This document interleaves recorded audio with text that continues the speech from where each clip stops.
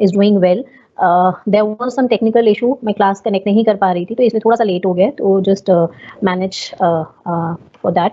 I think PDF is visible to you all, और ये वाला जो पीडीएफ है ये मैंने आप लोगों के साथ व्हाट्सएप पे भी शेयर किया हुआ था. आई होप कि आप लोगों के पास, सबके पास ये पहुंच गई है शीट.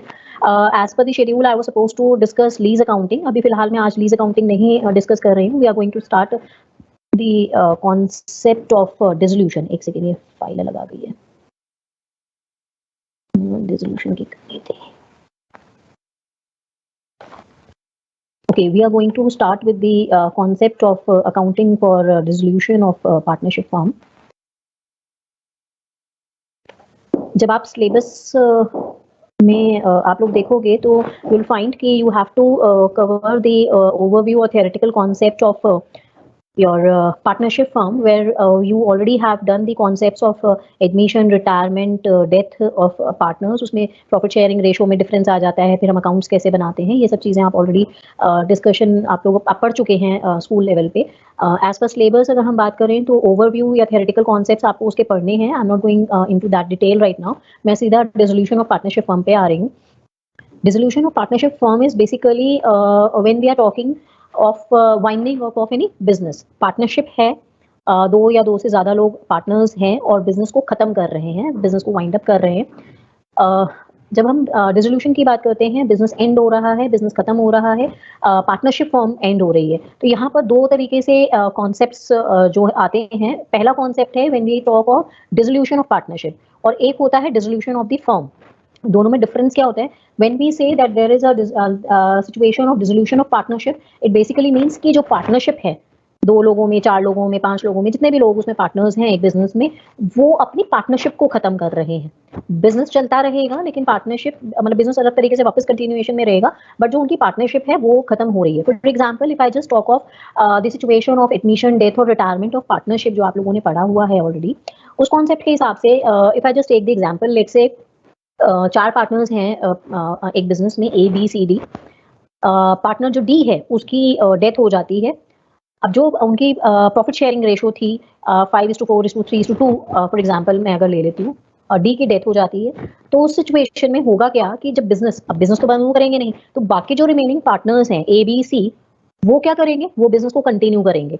लेकिन टेक्निकली या लीगली अगर हम बात करें तो लीगली जो चारों में पार्टनरशिप थी, चार लोगों में जब डी जिंदा था, उस टाइम पे जो पार्टनरशिप थी वो पार्टनरशिप अब खत्म हो जाएगी. क्यों? क्योंकि अब डी है नहीं, ही इज नो मोर, तो he is not the part of the business. तो बिजनेस आगे कंटिन्यू करेंगे बाकी रिमेनिंग लाइफ पार्टनर्स जो कि ए बी और सी हैं. उस सिचुएशन में होता क्या है कि जो डी का प्रॉफिट शेयरिंग था, जितना भी हिस्सा उसके पास जा रहा था प्रॉफिट का, अब वो कहाँ रहेगा? वो ए बी और सी करेंगे. तो उन लोगों की जो एग्जिस्टिंग पार्टनरशिप है, where on papers you have 4 partners, अब कितने रह जाएंगे? टेक्निकली सिर्फ 3 पार्टनर्स. तो तीनों में वापस से टर्म्स क्रिएट होती हैं जिसमें हम प्रॉफिट शेयरिंग रेशियो भी वापस से नहीं कैलकुलेट करते हैं कि जो डी का शेयर है वो ए बी सी में से किसके पास कितना जाएगा. तो वापस से प्रॉफिट शेयरिंग रेशियो कैलकुलेट होती है, उनकी पार्टनरशिप दोबारा से बनती है. जो पिछली पार्टनरशिप थी जहां पर D was also the partner, वो आपकी खत्म हो जाती है. तो दिस इज द सिचुएशन. इसी तरह जब रिटायरमेंट है, कोई एक पार्टनर रिटायर हो गया, तो अब वो क्योंकि एक्टिव पार्टनर नहीं है, तो बाकी जितने भी रिमेनिंग पार्टनर्स हैं उनमें प्रॉफिट का हिस्सा बटेगा, प्रॉफिट शेयरिंग रेशियो नहीं कैलकुलेट होगी, वापस से उनकी पार्टनरशिप जो अग्रीमेंट होगी वो वापस से दोबारा से वो लोग बनाएंगे. इसी तरह से अगर एडमिशन की अगर हम बात करें पॉजिटिव वे में कि 4 पार्टनर्स थे, अब आपने एक पार्टनर को और इन्वॉल्व कर लिया बिजनेस में, तो जाहिर बात है कि जब एक पार्टनर और आ रहा है तो उसको भी प्रॉफिट का हिस्सा दोगे. अभी 4 लोग प्रॉफिट शेयर कर रहे थे, एक पर्टिकुलर रेशो जो उनकी अग्री करी हुई थी उन्होंने आपस में. Now the fifth partner is also there in your business and he is going to share the profit. तो फिर वापस से प्रॉफिट शेयरिंग रेशो कैलकुलेट होगी और जितने एग्जिस्टिंग पार्टनर्स हैं वो अपना कोई भी परसेंटेज प्रॉफिट का जो हिस्सा वो शेयर कर रहे हैं उसका कुछ हिस्सा फॉरगो करेंगे और उन सबका मिलाकर फिफ्थ पार्टनर, जो नया पार्टनर आपके पास जुड़ रहा है, उसको आप शेयर कराओगे. तीनों ही सिचुएशंस में, whether we talk of admission, we talk of retirement और द डेथ, जो प्रॉफिट शेयरिंग रेशो है वो चेंज हो जाती है. उसके अलावा में जो एग्जिस्टिंग पार्टनरशिप है वो खत्म होके एक नई पार्टनरशिप का अग्रीमेंट बनता है, एक नई पार्टनरशिप बनती है. तो पुरानी पार्टनरशिप खत्म हुई और एक नई पार्टनरशिप आपने एग्जिस्टेंस में आप ले आए. तो ये जो सिचुएशन होती है इस टाइम पर जो पार्टनरशिप खत्म हो रही है, इट्स नॉट कि फर्म खत्म हो रही है, it's basically the dissolution of partnership. की एक पार्टनरशिप खत्म हुई और फिर नई बनी. अब उसमें जो भी सिचुएशन है जैसे मैंने अभी 3 सिचुएशंस आपको बता दी, उसमें से जो भी सिचुएशन होगी आपका अग्रीमेंट अलग बनेगा, प्रॉफिट शेयरिंग रेशियो अलग बन जाएगी, and then the old partnership will come to an end and new partnership will come to into existence. This is the situation when we talk of the dissolution of partnership. Business है आपका। दूसरी dissolution की जब हम बात करते हैं वो होती है डिसोल्यूशन ऑफ पार्टनरशिप फर्म। जो फर्म है वो ही आपकी डिसॉल्व हो रही है, that is coming to an end.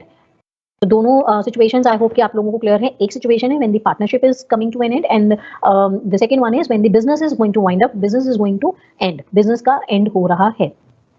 We have to discuss the dissolution of partnership firm. जब फर्म डिसॉल्व हो रही है, जब फर्म डिसॉल्व होती है, फर्म बंद हो रही है, उसके कुछ रीजंस होते हैं, जिसमें से कि जो आपको स्क्रीन पे दिख भी रहे हैं, some of the major reasons why we have the whole process of dissolution of the firm. सबसे पहला है कि जितने भी पार्टनर्स हैं वो सब आपस में अब काम मिलके करना नहीं चाहते हैं। They all wants to end the partnership. वो अपना जो भी अपना आपका बिजनेस है, they don't want to continue and they wants to you know to end the partnership.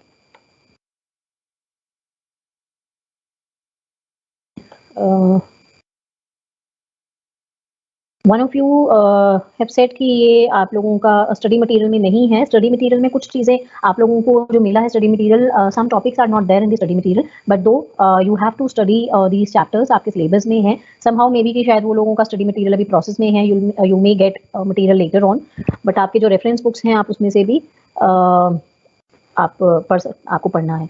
Okay, now the first reason of dissolution of firm is that all the partners, they don't want to continue with the partnership, they don't want to continue with the firm. Now they mutually decide to dissolve the firm. वो सब आपस में decide कर लेते हैं mutual consent से कि अब बिजनेस को हमें आगे कंटिन्यू नहीं करना है, let's dissolve the firm, business को हम वाइंड अप कर देते हैं। What ever the reasons they have, reasons कुछ भी हो सकते हैं, बट उनका म्यूचुअली ये डिसाइड हो जाता है कि हम बिजनेस को बंद कर रहे हैं। दूसरा रीजन डिसोल्यूशन का एक फर्म की हो सकता है that you have a situation of compulsory dissolution where the firm is dissolved and it is mandatory to dissolve the firm. उसमें दो situations हो सकती हैं, दो reasons हो सकते हैं बेसिकली। एक कि जो पार्टनर हैं आपके बिजनेस में, उनमें से कोई एक पार्टनर, मल्टीपल पार्टनर्स या सारे पार्टनर्स इंसॉल्वेंट हो जाते हैं, बैंकरप्ट हो जाते हैं, उनके पास पैसा है ही नहीं। मान लीजिए you have 4 partners in your business and one partner is insolvent. अब उसके पास क्योंकि पैसा है ही नहीं, ही इज नाउ बैंकरप्ट, वो बिजनेस में पैसा लगा ही नहीं सकता था। अब क्योंकि उसके पास पैसे हैं नहीं, तो आपको पार्टनरशिप जो आपकी है वो मैंडेटरी है, उसको बिजनेस को खत्म करना। जो रिमेनिंग सॉल्वेंट पार्टनर्स हैं they can continue with the business, लेकिन जो आपकी पार्टनरशिप होगी वो आपको एक बार पहले खत्म करनी पड़ेगी। आपको बिजनेस एक बार वाइंड अप करना ही पड़ेगा in case you have the situation where one partner और मल्टीपल पार्टनर्स और all the partners are insolvent. इसके अलावा दूसरा रीजन हो सकता है कि अगर बिजनेस जो भी आपका है, जो ऑर्गेनाइजेशन है, वो कोई इलीगल काम कर रही है। इलीगल काम करना अलाउड तो है नहीं। लोग अगर रियलिटी की बात करूं तो they go for doing some illegal things, लेकिन अगर टेक्निकली अगर हम बात करते हैं in the eyes of law you are not allowed to do something which is illegal. तो legally officially you cannot continue with the business if it is illegal. तो अगर कोई चीज़ पे बैन लग गया है, आपका कोई बिजनेस तो था, लेकिन अब गवर्नमेंट के रूल्स ऐसे आ गए हैं, पॉलिसीज ऐसी आ गई हैं जिसकी वजह से जो प्रोडक्ट आप मैन्युफैक्चर कर रहे थे वो बैन हो गया। तो अगर आप मैन्युफैक्चर करके फिर वापस कंटिन्यू करके बेचते हो उस प्रोडक्ट को, तो एक्चुअली इलीगल है। पहले लीगल था लेकिन अब किसी भी रीजन से वो इलीगल हो गया है, अब आपके लिए मैंडेटरी है उस बिजनेस को बंद कर देना। तो these two situations are there when you have to go for compulsory dissolution or winding up of the business. इसके अलावा में रीजंस हो सकते हैं कि एक आपका जो मैंने पहला पॉइंट बताया जिसमें मैंने आपसे कहा कि जितने भी पार्टनर्स हैं, 4 पार्टनर्स, 5 पार्टनर, 3 पार्टनर, जितने भी हैं, every partner is giving the consent to wind up the business. दूसरा हो सकता है कि किसी एक पार्टनर के मन में है कि 3 पार्टनर्स हैं, एक पार्टनर का मन अब नहीं है उन बाकी 2 लोगों के साथ काम करने का। The reason can be any reason, justified unjustified, but उसका मन नहीं है काम करने का।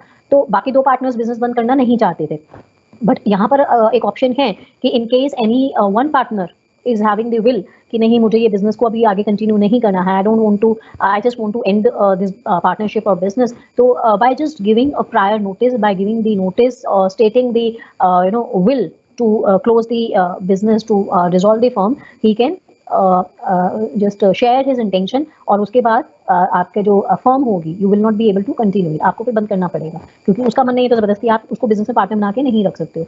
इसके अलावा में some certain contingencies may be there जो अगर होती हैं तो उस टाइम पर आपका बिजनेस ऑटोमेटिकली डिसॉल्व आपकी फर्म हो जाती है। For example if I talk of let's say joint venture आपने टर्म सुनी होगी। जॉइंट वेंचर में बेसिकली क्या है कि it's basically kind of pool of resources, जहां पर हम अलग अलग इंस्टीट्यूशंस या ऑर्गेनाइजेशंस, डिफरेंट फर्म्स और different people they work together for a particular task.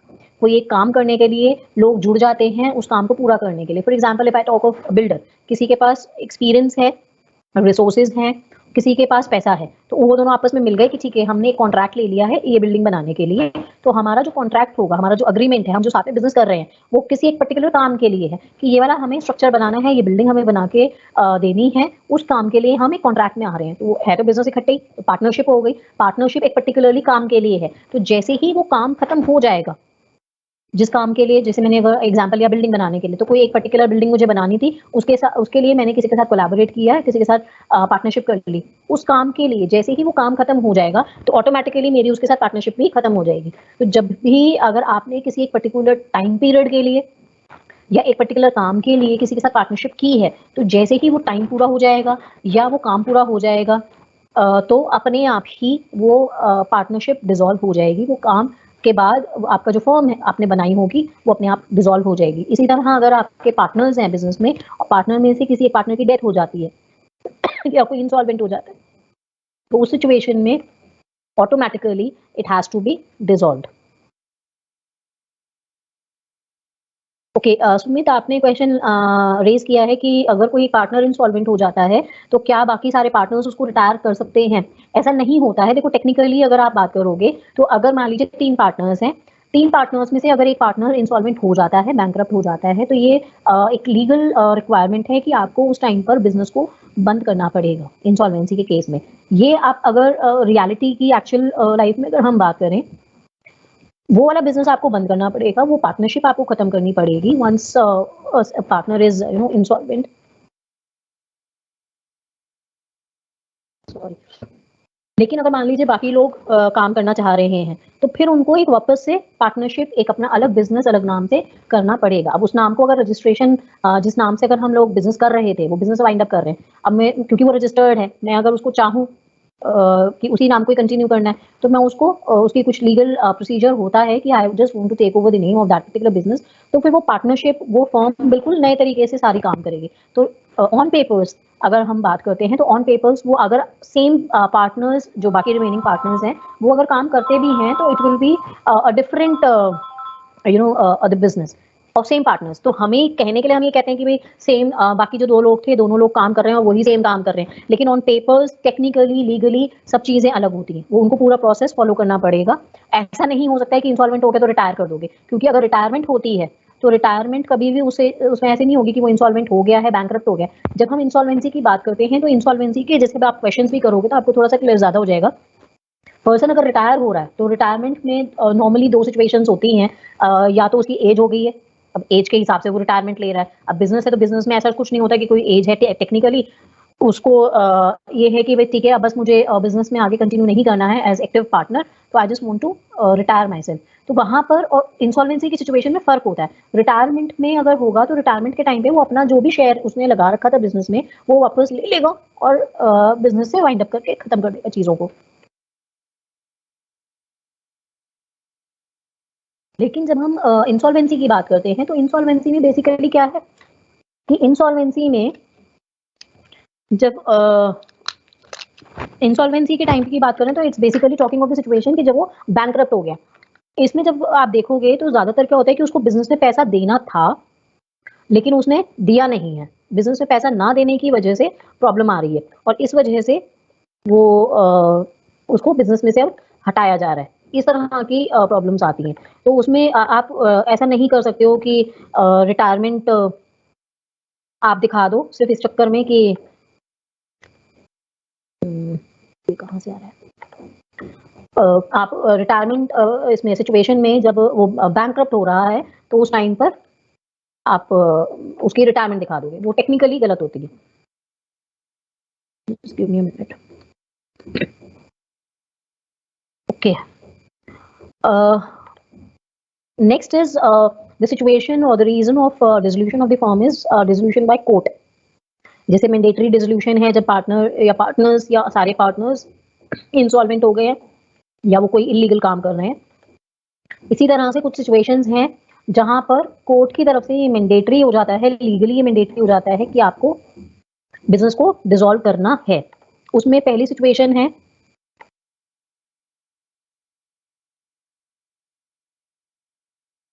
जब कोई भी एक पार्टनर अनसाउंड माइंड का हो जाता है। अब अनसाउंड माइंड का होने का मतलब है कि he is not capable of taking any kind of decisions which are legal decisions. He is not having any rights to go for to conduct any kind of business. कोई भी कहीं पे भी उसके सिग्नेचर्स ऑथेंटिकेटेड नहीं माने जाते हैं, ऑथोराइज नहीं है वो किसी काम को करने के लिए। तो उस टाइम पे अगर कोई पार्टनर की सिचुएशन ऐसी हो गई है किसी वजह से, तो वो पार्टनरशिप आप चाहो या ना चाहो आपको खत्म करनी ही पड़ेगी, बिजनेस खत्म करना पड़ेगा आपको एक बार।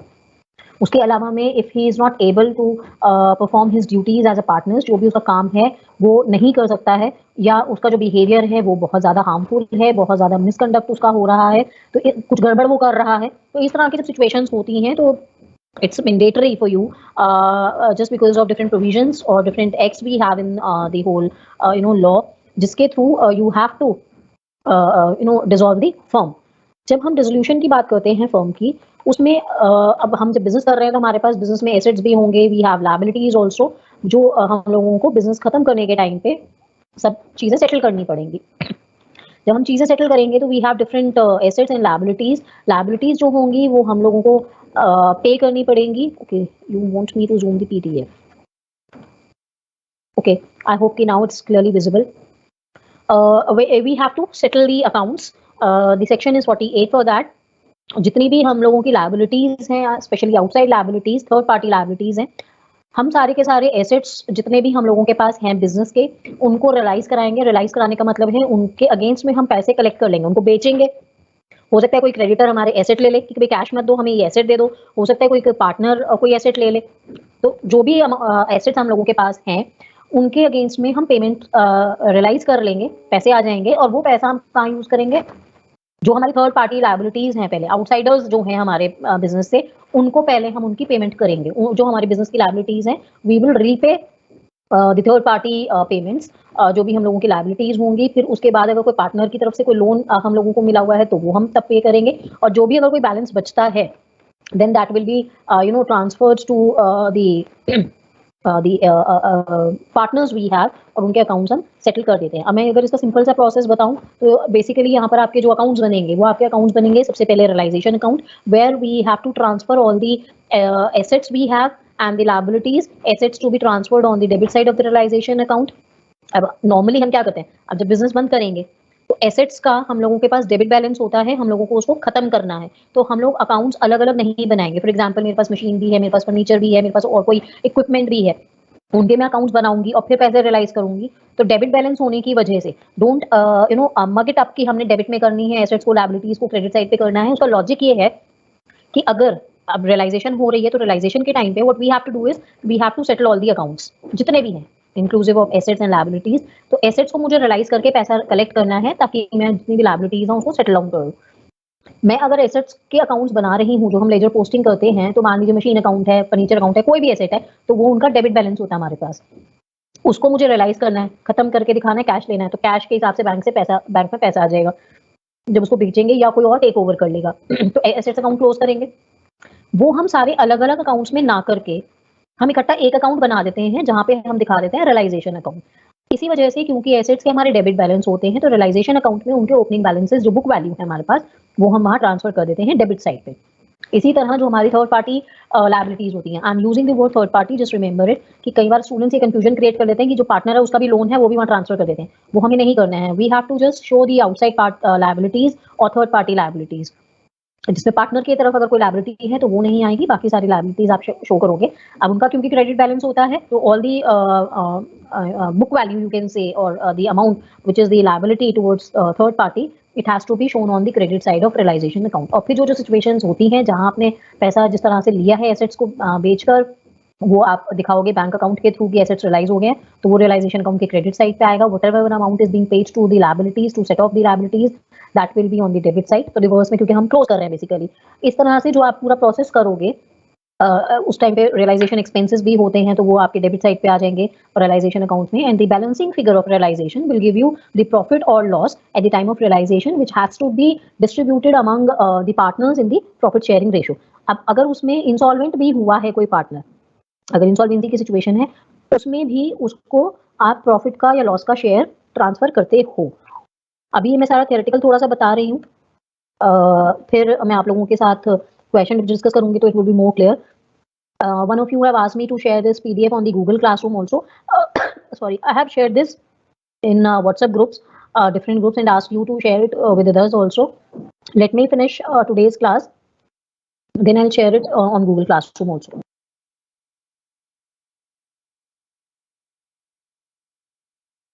Okay, जब हम अकाउंटिंग ट्रीटमेंट की बात करते हैं, बेसिक जो है रियलाइजेशन अकाउंट के अलावा में जो दूसरा अकाउंट हम बनाते हैं वो हम बनाते हैं पार्टनर के कैपिटल अकाउंट, और फिर लास्ट में बनता है बैंक अकाउंट. तो बैंक अकाउंट जब हम बनाएंगे, पार्टनर के कैपिटल अकाउंट जब हम बना लेंगे, तो उसमें सारा अमाउंट सेटल करके एंट्रीज दिखाने के बाद जो भी अमाउंट होगा, बैलेंसिंग फिगर या तो वो पार्टनर लेकर आ रहा है बिजनेस में या वो बिजनेस से लेकर जा रहा है, जो भी सिचुएशन होगी दोनों में से हो सकती है. लास्ट में हम बैंक अकाउंट बनाते हैं. बैंक अकाउंट का जो डेबिट और क्रेडिट साइड है वो टोटल आपका मैच करना चाहिए, उसमें कोई बैलेंसिंग फिगर नहीं आती है, ये आप ध्यान रखिएगा. जब हम डिसोल्यूशन ऑफ फर्म पढ़ते हैं तो डिसोल्यूशन ऑफ फर्म में we have to prepare realization account. जब आपने पार्टनरशिप पढ़ी होगी, जो आप लोगों ने स्कूल टाइम पे पढ़ी हुई है, उसमें आपने एक अकाउंट पढ़ा हुआ है रियलाइजेशन अकाउंट. रियलाइजेशन अकाउंट हमें डिसोल्यूशन ऑफ पार्टनरशिप फर्म में नहीं बनानी होती है. We have to prepare realization account only. There is a difference in revaluation account and realization account. जब हम डिसोल्यूशन ऑफ पार्टनरशिप की बात कर रहे थे, जो मैंने आपको दो चीजें शुरू में बताई स्टार्टिंग में लेक्चर के, कि एक होती है डिसोल्यूशन ऑफ पार्टनरशिप और एक होती है डिसोल्यूशन ऑफ पार्टनरशिप फर्म. उन दोनों सिचुएशंस में फर्क होता है. If it is a situation where the partnership firm is coming to an end, we have to prepare realization account. लेकिन अगर मान लीजिए एडमिशन है, डेथ है, रिटायरमेंट है किसी पार्टनर की, तो पार्टनरशिप अगर आप कंटिन्यू कर रहे हो बाद में भी सेम उसमें बिजनेस में, तो फिर आपके लिए रिवैल्यूएशन अकाउंट्स बनते हैं जो हमें नहीं पढ़ने हैं. तो I am just coming directly to realization account. All these theoretical portion I have basic main जो हम लोगों का हमें पढ़ना है वो मैं कवर कर रही हूँ, और थोड़ा सा आपके नॉलेज के लिए मैंने पीडीएफ में डाल दिया सो दैट यू कैन, कि इसमें जो आपको ध्यान देना है. ओके, ये आप लोगों को मैंने जो पीडीएफ शेयर की है उसमें जर्नल एंट्रीज लिखी हुई हैं. I am not going in the detail of the journal entries, मैं सीधा अकाउंट्स करा दूंगी, लेकिन कुछ जो मेन पॉइंट्स हैं जिस पे फोकस करना है मुझको प्रैक्टिकल के हिसाब से भी, वो मैं सिर्फ अभी थ्योरेटिकल थोड़ा कवर अप कर रही हूँ. जैसे मैंने आपको बताया कि जब हम रियलाइजेशन अकाउंट बनाते हैं, we have to settle all the assets accounts, we have to settle all the liabilities accounts.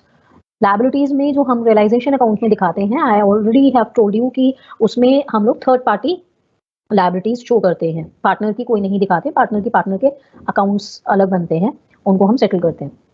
We show only third party liabilities in realization account. इसी तरह when we talk of the assets में आप लोगों ने अलग अलग तरीके की क्लासिफिकेशन पढ़ी हुई है. Current assets, tangible assets, fixed assets और इंटेंजिबल एसेट्स, ये आप लोगों ने सब पढ़े हुए हैं. इसमें जब हम रियलाइजेशन अकाउंट में एसेट्स की ट्रांसफर की बात करते हैं, तो हम लोग एक तो कैश अकाउंट या बैंक अकाउंट जो हमारा होता है वो भी हमारे लिए एसेट ही है, वो कभी भी हम रियलाइजेशन अकाउंट में शो नहीं करते हैं. कैश अकाउंट और बैंक अकाउंट हमारे अलग बनते हैं, और उसमें भी हम लोग क्या करते हैं कि अगर मान लीजिए बैलेंस शीट में आपको दोनों ही अमाउंट दिए हुए हैं, कैश इन हैंड भी दिया हुआ है और कैश एट बैंक भी दिया हुआ है, basically we have to prepare bank account. And in case you have the balance of cash in hand also, तो वो अकाउंट अलग नहीं बनेगा. आपको कैश अकाउंट और बैंक अकाउंट अलग नहीं बनाना है. जो कैश इन हैंड का बैलेंस है वो भी आपको बैंक अकाउंट में ही शो करना होता है, डेबिट साइड पे स्टार्टिंग वाला, और फिर जो भी एंट्रीज होंगी वो बैंक के थ्रू आपके पेमेंट आएगी या जाएगी. तो कैश इन हैंड का अमाउंट भी बैंक अकाउंट में ही ट्रांसफर होता है. We need not to prepare the cash in hand account separately.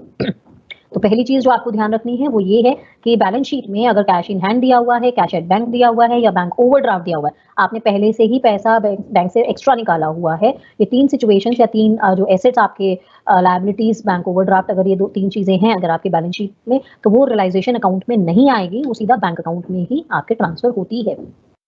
उसके अलावा में बैलेंस शीट में you may have a situation जहां पर एक्यूमुलेटेड प्रॉफिट्स की सिचुएशन हो सकती है, जहां पे हम लोग बैलेंस शीट में अगर आपने देखा होगा तो टर्म लिखी हुई होती है एक्यूमुलेटेड प्रॉफिट्स या प्रॉफिट एंड लॉस अकाउंट, या आपके आपने रिजर्व क्रिएट किया हुआ है तो रिजर्व फंड होता है बैलेंस शीट में लायबिलिटी साइड में. प्रॉफिट एंड लॉस अकाउंट का आपका बैलेंस शीट में एसेट से लायबिलिटीज दोनों में से कहीं पे भी अमाउंट हो सकता है, तो वो जितना भी अमाउंट होगा वो भी कभी भी बैलेंस शीट का रियलाइजेशन अकाउंट में नहीं आता है. In case you have such kind of balances which are given in the balance sheet, वो पार्टनर्स के अकाउंट में ही जाएगा, कैपिटल अकाउंट में या करंट अकाउंट में, जो हम अकाउंट बना रहे हैं उनमें प्रॉफिट शेयरिंग रेशियो में पार्टनर्स में डिस्ट्रीब्यूट होता है.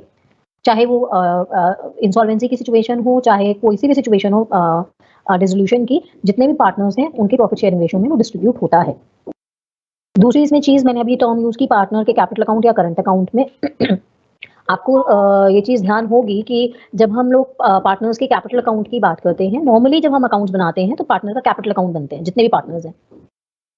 बट कैपिटल अकाउंट में हम लोगों को ये चीज देखनी होती है कि दो सिचुएशंस हो सकती हैं. एक होता है जहां पार्टनर की कैपिटल जितनी है पार्टनर्स की वो फिक्स्ड है या वो फ्लक्चुएटिंग है. आई होप कि ये आप लोगों को ध्यान होगा, आपने पढ़ा हुआ है कॉन्सेप्ट. फिक्स्ड और फ्लक्चुएटिंग में क्या होता है, इफ आई से कि पार्टनर की जो कैपिटल है वो फिक्स्ड है, इसका मतलब है कि हमें पार्टनर्स के लिए जो हम अकाउंट्स बनाएंगे वो हमारे दो अकाउंट्स बनेंगे हर पार्टनर के, एक कैपिटल अकाउंट और एक करंट अकाउंट. तो जो पार्टनर की कैपिटल है जो उसने एक्चुअल बिजनेस में इन्वेस्ट की हुई है वो तो पार्टनर के कैपिटल अकाउंट में चली जाएगी, और जितनी भी बाकी एडजस्टमेंट्स होती हैं regarding the undistributed profit or loss, regarding your reserves in case you have in the balance sheet, या फिर पार्टनर कोई चीज ले रहा है बिजनेस से, कुछ दे रहा है, या उसका जो रियलाइजेशन का प्रॉफिट या लॉस की सिचुएशन है, प्रॉफिट शेयरिंग रेशियो में जो डिस्ट्रीब्यूट हो रहा है, ये सारी जितनी भी एडजस्टमेंट्स हैं, ये सारी एडजस्टमेंट्स कैपिटल अकाउंट में ना होकर करंट अकाउंट में होती हैं. तो हम सारी की सारी जो भी एडजस्टमेंट्स होंगी वो हम पहले कहाँ ट्रांसफर करेंगे, पार्टनर के करंट अकाउंट में, और फिर उसका जो नेट इम्पैक्ट होता है करंट अकाउंट का वो हम लोग ट्रांसफर करते हैं पार्टनर के कैपिटल अकाउंट में, और फिर हम उसको बैलेंस कर देते हैं पेमेंट लेने या देने से, जो भी सिचुएशन होती है. तो पार्टनर की कैपिटल अगर फिक्स्ड है तो हम लोग दो अकाउंट हर पार्टनर के बनाते हैं, पार्टनर का कैपिटल अकाउंट और पार्टनर का करंट अकाउंट. तो all the adjustments are to be done in the partners current account and then the net balance is to be transferred in the partners capital account. अगर दूसरी situation है when we talk of the partners capital is fluctuating, as the name suggest कि partner की capital जो है वो उसमें fluctuations हो रही हैं, तो हम क्या करते हैं, हम सिर्फ एक ही अकाउंट बनाते हैं, पार्टनर का कैपिटल अकाउंट, जिसमें सारी एडजस्टमेंट्स हम लोग एक ही अकाउंट में कैपिटल अकाउंट में करके दिखाते हैं, अलग अकाउंट्स नहीं बनाते. तो जब जो मैंने अभी आप लोगों को पीछे बताया कि अगर अनडिस्ट्रीब्यूटेड प्रॉफिट्स हैं, रिजर्व फंड्स हैं डिसोल्यूशन ऑफ द फर्म के केस में बैलेंस शीट में, तो वो कभी भी एज लायबिलिटी नहीं शो करनी है, एज एसेट शो नहीं करना है, वो आपको रियलाइजेशन अकाउंट में कहीं शो नहीं करना होता है. It has to be transferred in partners capital account और करंट अकाउंट, जो भी सिचुएशन है जो हम अकाउंट्स बना रहे हैं उसके हिसाब से, in their profit sharing ratio. I hope ये आप लोगों को क्लियर है. इसके बाद you may have some assets which are known as fictitious assets or deferred revenue expenditure. जैसे आप लोगों ने फाइनल अकाउंट्स में हम लोगों ने कॉन्सेप्ट पढ़ा हुआ है एडवर्टाइजमेंट एक्सपेंडिचर का, उसमें या प्रिलिमिनरी एक्सपेंसेस आपने पढ़े हुए हैं, तो उसमें हम लोगों के पास कई बार सिचुएशन होती है, they are known as deferred revenue expenditure, कि उसका जो एडवांटेज हो रहा है वो हमें आगे कुछ सालों तक, 4 साल 5 साल तक होने वाला है, तो हम जो उनके एक्सपेंसेस होते हैं उसका एक प्रोपोर्शन इस बार राइट ऑफ करते हैं, बाकी हमारा एसेट की तरह ट्रीटमेंट होके बैलेंस शीट में आ जाता है, जो हर साल हम राइट ऑफ करके पीएलएन में दिखाते हैं जितना राइट ऑफ करना है. तो जो अनरिटर्न होता है, जिसको राइट ऑफ नहीं किया है, वो हमारे लिए एसेट होता है, जो बैलेंस शीट में हम दिखाते हैं, एक्सपेंडिचर का भी अमाउंट, प्रिलिमिनरी एक्सपेंसेस का भी हो सकता है. तो इस तरह के जो हम लोगों के एक्सपेंडिचर्स होते हैं, डेफर्ड रेवेन्यू एक्सपेंडिचर्स, या हमारे कुछ फिक्टिशियस एसेट्स होते हैं जिनमें जब हम बिजनेस बंद कर रहे हैं, डिसॉल्व कर रहे हैं, वाइंड अप कर रहे हैं, उस टाइम पे उनकी हमें कोई भी वैल्यू नहीं मिलती है. They are not resaleable, they don't have any realisable value. Since they don't have any realizable value, they are not to be transferred on the debit side of the realization account. तो deferred revenue expenditure अगर है, fictitious assets अगर हैं, तो हम लोगों को realization account में उनको show नहीं करना होता है. इसके अलावा में जब हम fictitious assets की अगर बात कर रही हूँ मैं, जैसे कहाँ से हो गया, तो वो जो अमाउंट होगा that will be transferred in the profit sharing ratio in the partners capital account और करंट अकाउंट, जो भी हम अकाउंट्स बना रहे हैं, सिचुएशन जो भी है उसके हिसाब से it has to be transferred in the partners capital ratio. जैसे अनडिस्ट्रीब्यूटेड प्रॉफिट्स का था, रिजर्व फंड्स का था, उसी तरह से अगर कोई अमाउंट है तो it will be transferred in the profit sharing ratio among the partners. Next is bank का, मैंने आपको बता दिया है, ये भी बता दिया है। Next main point, one of the main point is regarding the provisions or reserves you may have. Sometimes in balance sheet we have a situation where the business is creating or maintaining a provision for doubtful debts or discount on debtors। इस तरह के हमारे provisions होते हैं, या depreciation का भी provision हो सकता है। There is a difference in the actual depreciation which is being charged or the provision you have created for depreciation। या फिर उसमें अगर आपने कोई इन्वेस्टमेंट की हुई है तो इन्वेस्टमेंट फ्लक्चुएशन फंड में आपने अमाउंट दिखा रखा है, joint life policy reserve account है, तो these all are the reserves और डिफरेंट काइंड ऑफ फंड्स और provisions you can say which the business has created in the past. तो उनके जो भी बैलेंस होंगे वो बैलेंस शीट में होंगे। जैसे डेटर्स का होता है, डेटर्स के अमाउंट में हम लिख कर दिखाते हैं लास्ट में less provision for doubtful dates eight a rate of 5%, तो कोई अमाउंट आ जाता है डेटर्स के हिसाब से। इसी तरह डेप्रिसिएशन का हो सकता है, कोई भी रिजर्व या प्रोविजन हो सकता है, वो हमारे जितने भी अमाउंट होते हैं वो हमारे रियलाइजेशन अकाउंट में जाते हैं। तो अगर मान लीजिए प्रोविजन है तो प्रोविजन हम लोग अब कौन सी साइड पे लिखना है ये चीज आपको देखनी है, ध्यान रखनी है, उसमें आप कुछ गड़बड़ मत कीजिएगा। जैसे डेटर्स का है, डेटर्स का अगर मैं प्रोविजन देखूं तो बैलेंस शीट में डेटर्स में से लेस किया हुआ होता है। तो डेटर्स का जो अमाउंट है वो हम कहाँ दिखा रहे हैं, रियलाइजेशन के डेबिट साइड पे।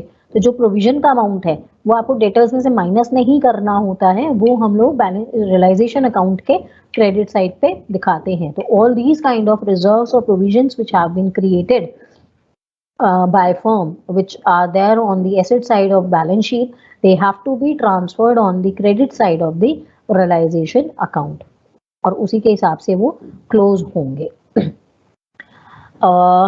लायबिलिटीज का आई हैव टोल्ड यू कि थर्ड पार्टी जो लायबिलिटीज हैं वो हम लोग क्रेडिट साइड पे दिखाते हैं। This we have done.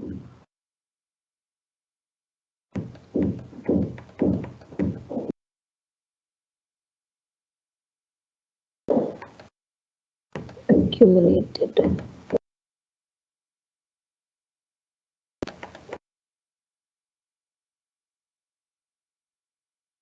Okay इसी तरह एक आपके पास एंट्री हो सकती है गुडविल की।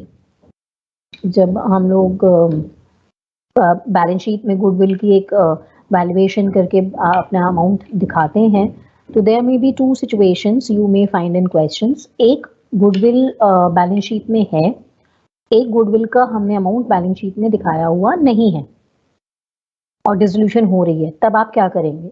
In case you have shown the amount of goodwill in the balance sheet and the situation of dissolution is there, तब हम क्या करेंगे कि goodwill जो कि बैलेंस शीट में है it will be taken as other asset also और फिर उसको हम realization account में book value पे दिखाते हैं only when it has been shown in the balance sheet। लेकिन अगर बैलेंस शीट में हमने शो नहीं किया हुआ है गुडविल के अमाउंट को, अलग से है, अनरिकॉर्डेड है, बैलेंस शीट में नहीं दिखा रखी है, तब उस केस में क्या करोगे? It will not be transferred in the realisation account. और अगर उसके बावजूद भी आपको गुडविल की वजह से कोई पैसा मिलता है रियलाइजेशन के टाइम पर, then it will be transferred in the bank account directly. तो रियलाइजेशन अकाउंट से तब आप दिखाओगे सिर्फ तब जब आपने कोई अमाउंट रियलाइज किया है, तब वो एसेट्स के तौर पे डेबिट साइड पे पहले एंट्री नहीं आएगी, लेकिन सिर्फ वो एंट्री आएगी जो आपने रियलाइजेशन के प्रोसेस में अगर बाय चांस कोई पैसे रियलाइज किए हुए हैं तो, या कोई पार्टनर ले लेता है तो पार्टनर के कैपिटल अकाउंट से। तो अगर गुडविल बैलेंस शीट में है तो पहले हम एसेट्स की तरह डेबिट साइड पे दिखाएंगे और फिर अगर कोई रियलाइजेशन हुई है उसके अगेंस्ट में या किसी पार्टनर ने ले लिया तो हम क्रेडिट साइड पे एंट्री करेंगे। अगर गुडविल का अमाउंट आपको एडिशनल इंफॉर्मेशन में दिया हुआ है तो हम उसको एसेट साइड के हिसाब से, एसेट्स के हिसाब से पहले डेबिट नहीं करेंगे। अगर उस सिचुएशन पे कि बैलेंस शीट में है नहीं, लेकिन या तो किसी पार्टनर ने ले ली है गुडविल या कुछ पेमेंट मिली है, तब सिर्फ उसको क्रेडिट साइड पे रियलाइजेशन के हम बैंक अकाउंट से या पार्टनर के करंट अकाउंट या कैपिटल अकाउंट से एंट्री करके दिखाएंगे। ये आपको गुडविल की सिचुएशन में या अनरिकॉर्डेड एसेट्स या लायबिलिटीज अगर होते हैं तो हमें इस तरह से एंट्री करनी होती है। अगर कोई और अगर एसेट ऐसा है जो अनरिकॉर्डेड है, आपने बैलेंस शीट में दिखा नहीं रखा and you had the asset आपके पास था, तो उस टाइम पर हम लोगों को सिर्फ उसकी जो रियलाइजेशन वैल्यू है सो वो हम दिखाएंगे। We don't have to record the it as asset first and then realize it. तो एसेट की रिकॉर्डिंग हमें नहीं करनी है। कीमती जायसवाल, यू आस्क्ड मी कि प्रीवियस के 2 लेक्चर्स नहीं हुए अकाउंट्स के, ऐसा नहीं है। लास्ट वीक जो लेक्चर्स मुझे लेने थे थर्सडे और सैटरडे, वो मैंने नहीं लिए कहीं ऑक्यूपाइड होने की वजह से। उसकी जगह मैंने मंडे और ट्यूसडे को लेक्चर्स लिए थे और इन्फॉर्मेशन मैंने शेयर की थी आप लोगों के साथ। आई डोंट नो कि आपका वो कैसे मिस हुआ है, अगर हुआ है तो। Okay, now coming to the question directly. Theoretical मैंने समझा दिया आप लोगों को। क्वेश्चन आप लोगों के साथ स्क्रीन पे मैंने शेयर किया हुआ है। I just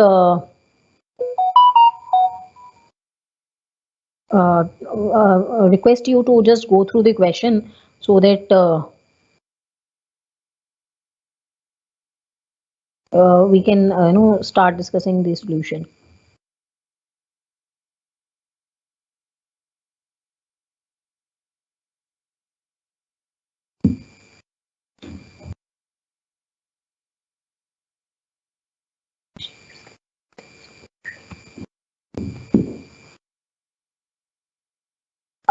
In case you don't have this file through the WhatsApp group, क्योंकि मैंने WhatsApp ग्रुप्स पे डाल दिया अलग अलग, अगर उसके बावजूद अगर आपके पास ये क्वेश्चन नहीं आप लोगों के पास पहुंचा है किसी वजह से, तो आई जस्ट रिक्वेस्ट यू कि आप इसका एक बार स्क्रीनशॉट ले लीजिए, क्योंकि ये क्वेश्चन की जो स्क्रीन मैंने अभी शेयर की हुई है, I just share the excel sheet with you all for the solution. तो आप जब सॉल्यूशन करोगे तो क्वेश्चन आपके पास होना चाहिए। Just take the screenshot of this.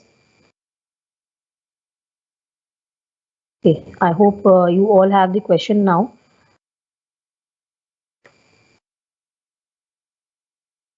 I'll just share the Excel sheet with you all.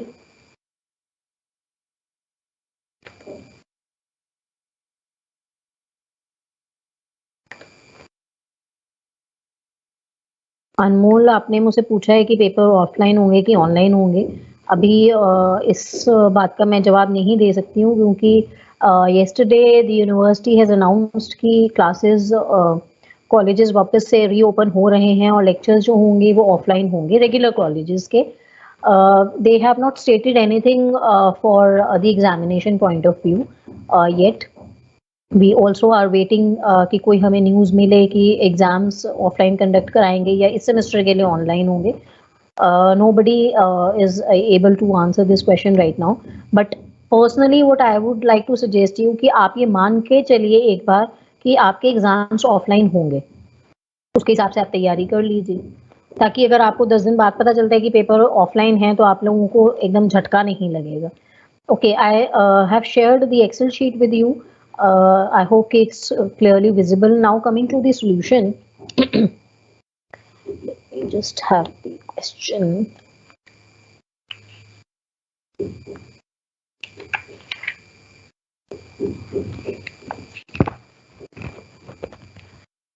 Okay, the question is giving you the balance sheet on 31st of December, where you have 2 partners A and B, and the firm was dissolved with different the assets or liabilities आपके realize और pay off हुए हैं,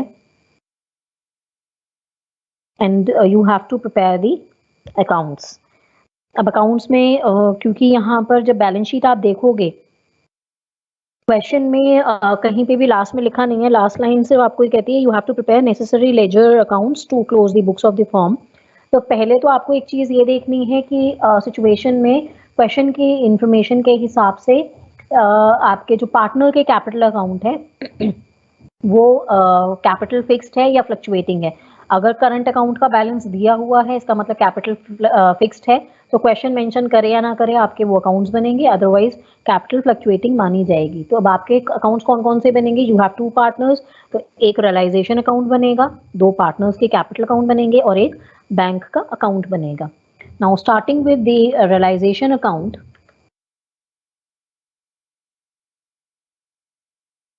realization में you'll be having debit and credit balance, then you'll be having A का capital account,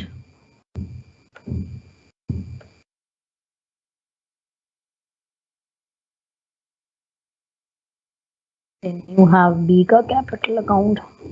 मैंने बहुत short में लिखा होता है ये सब, तो ये आप लोग प्लीज इतना शॉर्ट में आप पेपर में मत लिखिएगा। यहाँ से टाइम बचाने के लिए I am just using the abbreviations और in short I am writing. Okay, these 4 accounts are suppose to be prepared. I will just highlight this. ये हमारे 4 अकाउंट्स हमें बनाने हैं, रियलाइजेशन, पार्टनर्स का कैपिटल अकाउंट और अब जैसे मैंने रियलाइजेशन अकाउंट में भी डेबिट क्रेडिट लिखा है सिर्फ ताकि आपको ध्यान रहे कि कौन से साइड पे हम लोग लिख रहे हैं। जब हम इसका फॉर्मेट बनाएंगे तो format will be debit side पे 2 कॉलम्स है, पर्टिकुलर्स और अमाउंट, इसी तरह क्रेडिट साइड पे particulars amount. I am not giving you the answer in a total proper format, assuming कि इतना आप लोग प्लीज कर लेंगे। तो just because of the limited time, जहाँ चीज़ें मैं स्किप कर सकती हूँ बहुत समराइज वे में, शॉर्ट में, I am using those abbreviations और short. Okay, now first you have to prepare the realisation account. अब जो हमें बैलेंस शीट दी हुई है, हम बैलेंस शीट से क्या करेंगे, सबसे पहले जो भी एसेट्स हैं, लायबिलिटीज हैं, जितने भी अमाउंट हमें दिए हुए हैं जिस भी चीज़ के, वो कहीं इन चारों में से एक जगह जाएंगे, वहाँ हम ट्रांसफर करना शुरू करेंगे। I just start with the asset side of the balance sheet. आपको पहले दिया हुआ है कैश इन हैंड और कैश एट बैंक, ये दोनों ही सबसे पहले एंट्री आपको दी हुई है। जैसे मैंने आपको बताया था कि अगर आपको क्वेश्चन में सिचुएशन में कैश इन हैंड और कैश एट बैंक दोनों दिए हुए हैं, कैश अकाउंट हम अलग से नहीं बनाते हैं, we prepare only the bank account, and in case you have the balance of these 2 items separately, तो कैश अकाउंट का भी अमाउंट यहाँ पे डायरेक्टली आपका आ जाएगा।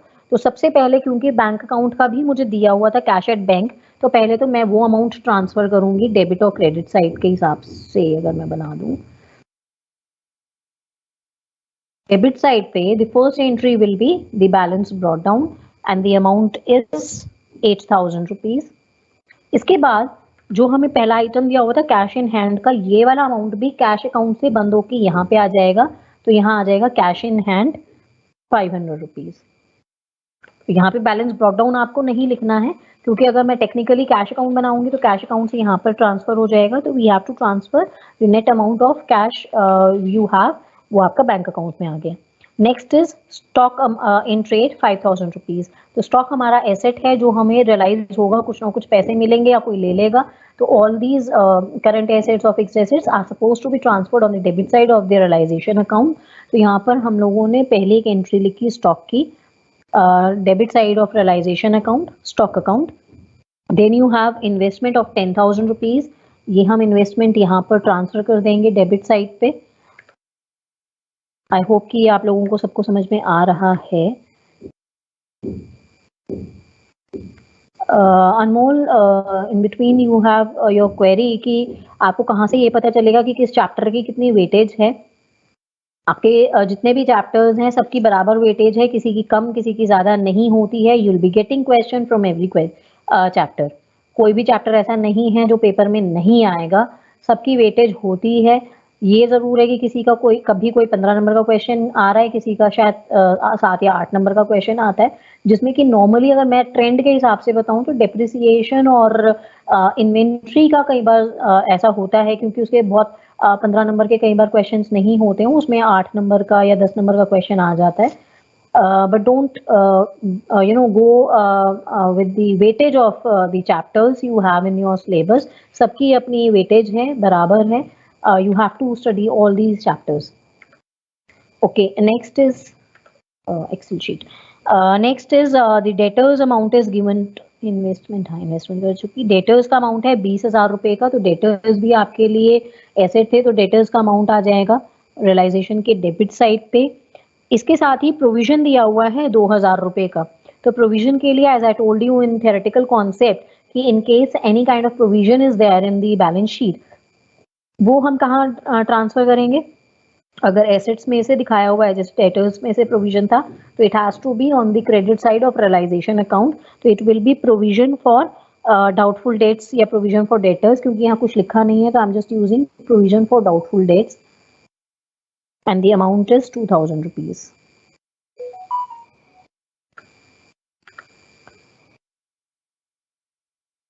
Next amount is plant का दिया हुआ है. Plant is also the fixed asset and the value is 20,000 rupees. ये आपका debit side पे आ जाएगा. Building 15,000 रुपए. Again it will be transferred on the debit side of the realization account. Next entry is goodwill, 4,000 rupees. Goodwill is also be going to transfer. We have to transfer it on the debit side of this realization account, and the amount is 4,000 rupees. Next entry given to you is profit and loss account. Profit and loss account balance sheet में asset side पे दिया हुआ है, तो ये जो आपके partner के कैपिटल अकाउंट बनेंगे, पार्टनर के कैपिटल अकाउंट में हम लोगों को ट्रांसफर करने होंगे। पार्टनर की जो प्रॉफिट शेयरिंग रेशो है, in this particular question it is not mentioned anywhere, तो we have to assume कि जो पार्टनर्स हैं हमारे पार्टनर्स, ये जो उनकी प्रॉफिट शेयरिंग रेशो है वो बराबर है, 1:1 है। तो ये जो 3500 का अमाउंट है प्रॉफिट एंड लॉस का, बैलेंस शीट में एसेट साइड पे दिया हुआ है, तो it will be transferred on the debit side of the partners capital account. एक चीज का जो आपको सोल्यूशन में ध्यान रखना है, बाई चांस इसी क्वेश्चन में ही ये पॉइंट आ गया है कि जो प्रॉफिट एंड लॉस का अमाउंट दिया हुआ है ये आपको बैलेंस शीट में एसेट साइड पे दिया हुआ है। नॉर्मली आप जब देखोगे तो लायबिलिटीज में होता है ये, तो लायबिलिटी साइड पे होता तो पार्टनर के कैपिटल अकाउंट में क्रेडिट साइड पे जाता। बैलेंस शीट में अगर ये एसेट साइड पे है तो ये पार्टनर्स के कैपिटल अकाउंट में डेबिट साइड पे जाएगा। तो मैं अगर डेबिट साइड पे इसी एंट्री को अगर ट्रांसफर कर दूं प्रॉफिट एंड लॉस अकाउंट, और अमाउंट था टोटल 3500 का आधा 1:1 की रेशो में अगर मैं देखूं तो it will be transferred 1750 in partner A, और पार्टनर बी के भी अकाउंट में यही सेम एंट्री आपकी आ जाएगी। तो ये आपके बैलेंस शीट की जो एसेट साइड थी ये हमने सारी की सारी ट्रांसफर कर दी है। Now coming to the liability side, पहले हमें एंट्री दी हुई है क्रेडिटर्स की 30,000 रुपीज की। This is my liability which is the outside liability. तो बैलेंस रियलाइजेशन अकाउंट के क्रेडिट साइड पे आ जाएगा 30,000 रुपीज का क्रेडिटर्स से। Then you have bills payable of 8,000 rupees. It will be transferred on the credit side of realization account. You have Mrs. A's loan 5,000 rupees. अब A और B मेरे business के partner थे। Mrs. A से मैंने business में 10,000 रुपए लिए हुए हैं।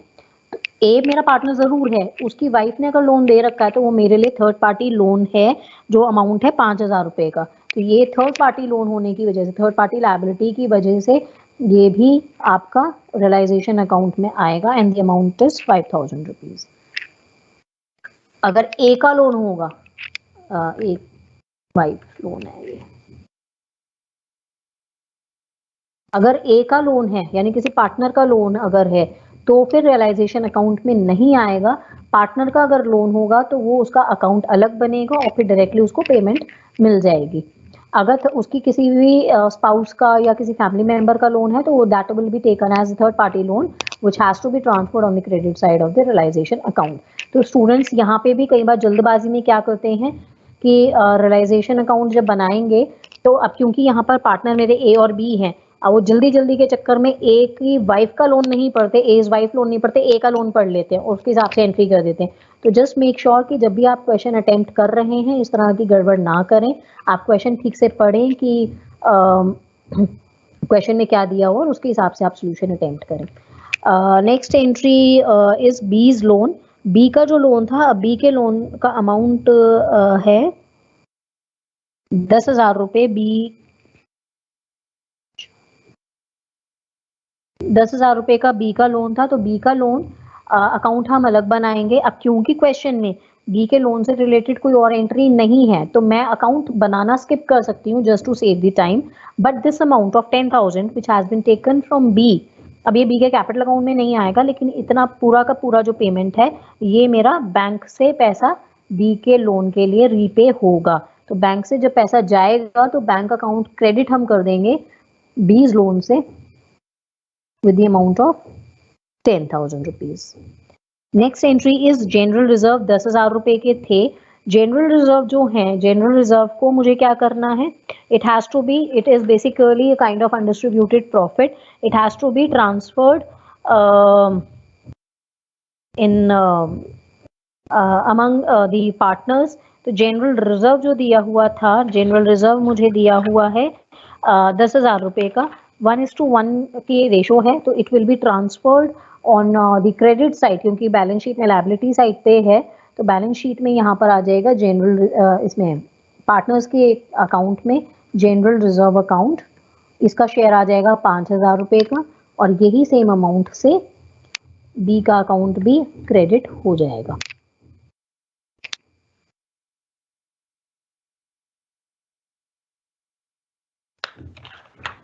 इसके बाद हमें दिया हुआ है investment fluctuating fund.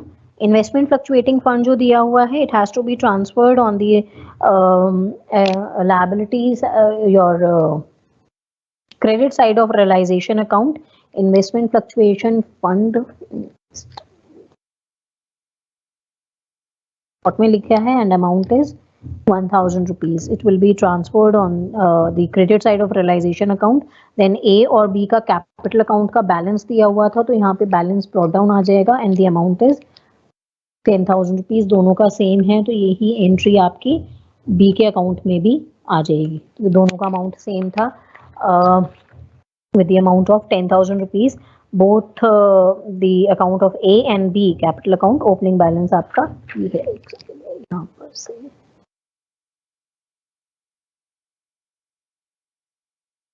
Okay, all the entries given in the balance sheet have been transferred. Now we have to go through the additional information which is there in the question. पहली information हमें दी हुई है, following terms are being given at the time of dissolution. The first is A promised to pay off Mrs. A's loan and took away the stock in trade for 4,000 rupees. अब A के लिए दो चीजें आपको दी हुई हैं। Mrs A का जो लोन था, मिसेस A का लोन हमारे पास था 5,000 रुपए का, वो A ने अग्री किया कि वो मैं पे कर दूंगा। तो अब कैश में तो हमने पे नहीं किया है, लेकिन A का जो मिसेस A का जो लोन था, that has been taken away by Mr. A, that has been paid by Mr. A, और उसके अलावा में जो स्टॉक था, स्टॉक एक्चुअली हमारे पास था 5,000 रुपए का, लेकिन A ने बोला कि वो मैं ले रहा हूँ। अब क्योंकि पैसे हैं उन लोगों के लगे हुए, तो या तो वो कैश ले लेंगे बिजनेस में से, कई बार होता है कि they just take over some of the assets ताकि वो सेटल हो जाते हैं उनके अकाउंट्स भी, या कोई लायबिलिटी है तो वो कहते हैं कि ठीक है ये हम लोगों के अकाउंट में से एडजस्ट हो जाएगा, हम पे कर देंगे, हम जिम्मेदारी ले रहे हैं। तो पहला जो पार्ट है जिसमें उसने प्रॉमिस किया कि मिसेस ए का लोन जो है वो पे करेगा, तो इसका मतलब अगर मैं उसका पे करती लोन तो बैंक से पे करती, अब बैंक से तो पे हुआ नहीं है, मिस्टर ए ने लिया है, तो हम यहाँ पे डेबिट साइड पे रियलाइजेशन अकाउंट के लिखेंगे एज कैपिटल अकाउंट, और ब्रैकेट में आप अपने इंफॉर्मेशन के लिए लिख सकते हो मिसेस एज लोन, ये उसने टेक ओवर कर लिया है इसका मतलब, and the amount is 5,000 rupees. इसके अलावा में ए ने बोला कि मैं स्टॉक ले रहा हूं, यहाँ पर रियलाइजेशन अकाउंट में क्रेडिट साइड पे, क्योंकि स्टॉक था, स्टॉक का रिवर्स साइड पे जाएगा क्रेडिट साइड पे with the amount of 4,000 rupees. आपने एक ये वाली एंट्री की है। इसके अलावा में next entry given to you,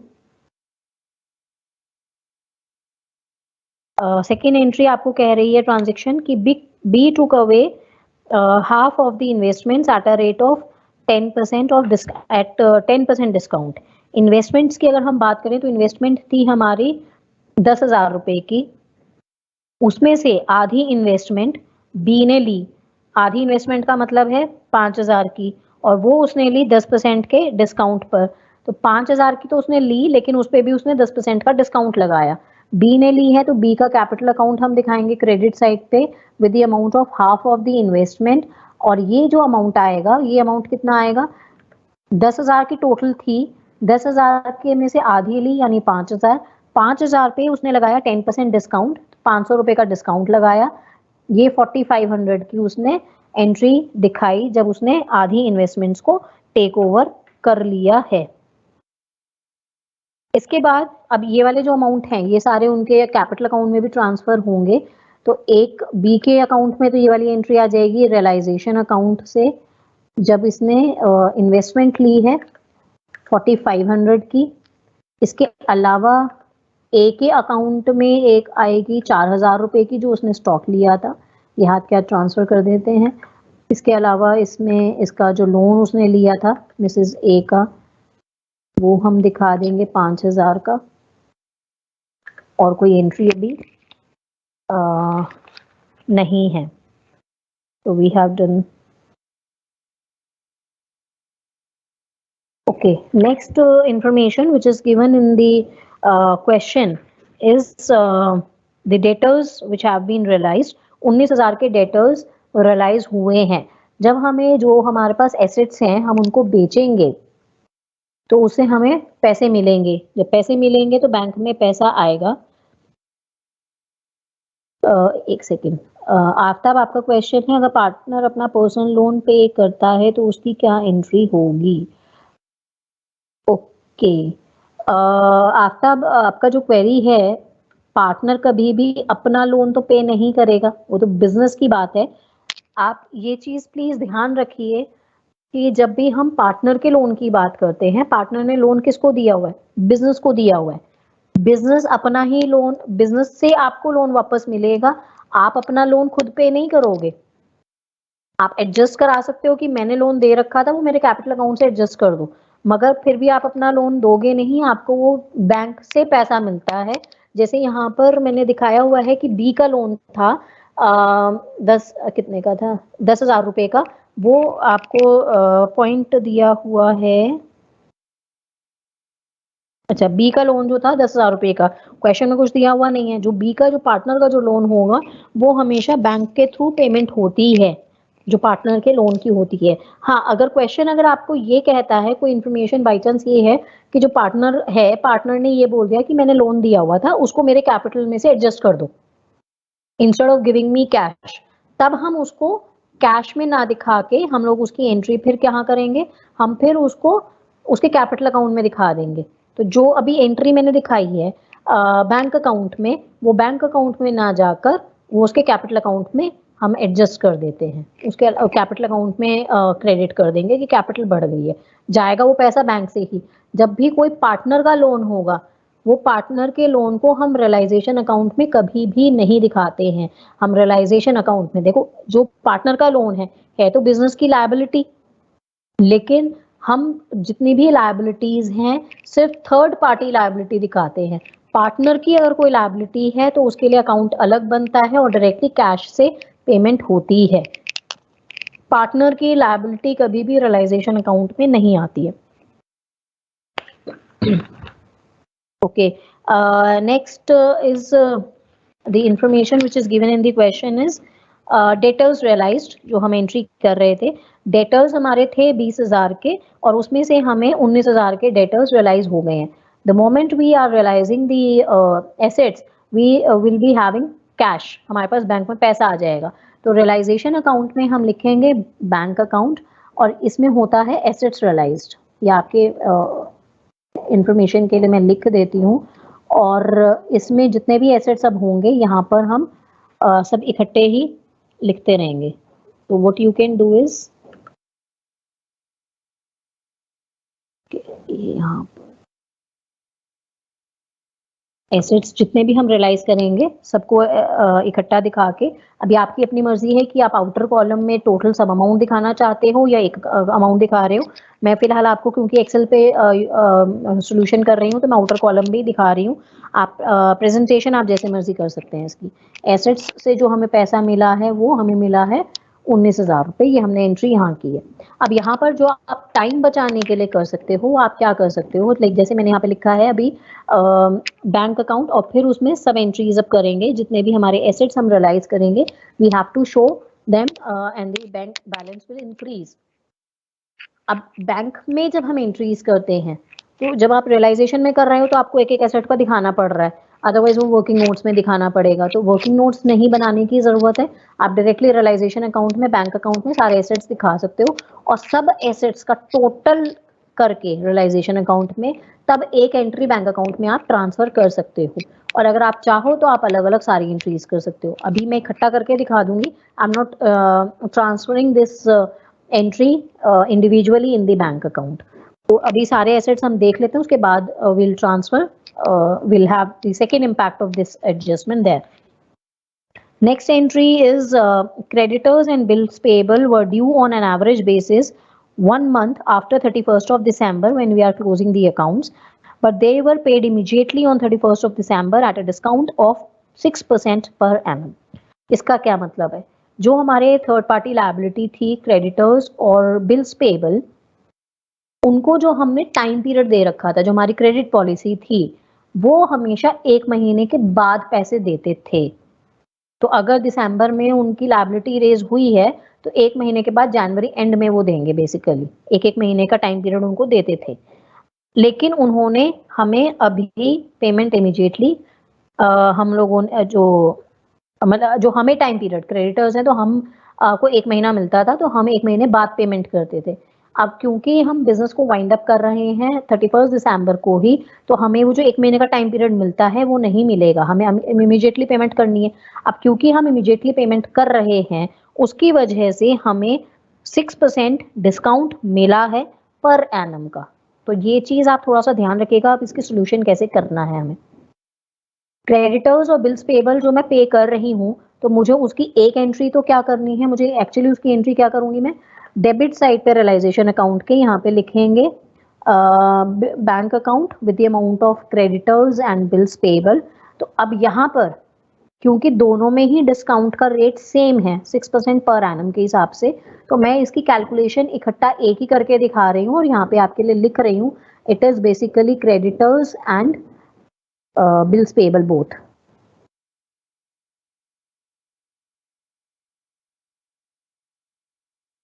यहाँ पे दोनों ही हैं आपके लिए, अगर अलग अलग होंगे या डिस्काउंट एक को मिल रहा है तो आपको बैंक अकाउंट में ये अमाउंट अलग अलग दिखाना पड़ेगा। अब इसका अमाउंट हम कैसे कैलकुलेट करेंगे, जो टोटल अमाउंट है वो टोटल अमाउंट है 38,000 रुपीज का क्रेडिटर्स प्लस बिल्स पेबल का जो हमें पे करना है। 1 महीना पहले हमें देने की वजह से हमें डिस्काउंट मिल रहा है 6% पर एनम का। तो यहाँ पर जो हम कैलकुलेशंस करेंगे वो हम कैलकुलेशंस जब करेंगे तो इट विल बी 38,000 का 6%, तो एक अमाउंट आएगा 38,000 इंटू 6% का मतलब हो गया 6 बाय 100। इसके अलावा में जो हमें क्रेडिट पॉलिसी है हमारी वो कितनी है, वो सिर्फ 1 महीने की है, तो डिस्काउंट हमें मिलेगा 1 महीने के हिसाब से। जो इंटरेस्ट का जो इसका रेट है वो हमें दिया हुआ है पर एनम का, और जो हमें टाइम पीरियड मिला हुआ है वो कितना है, सिर्फ 1 महीने का।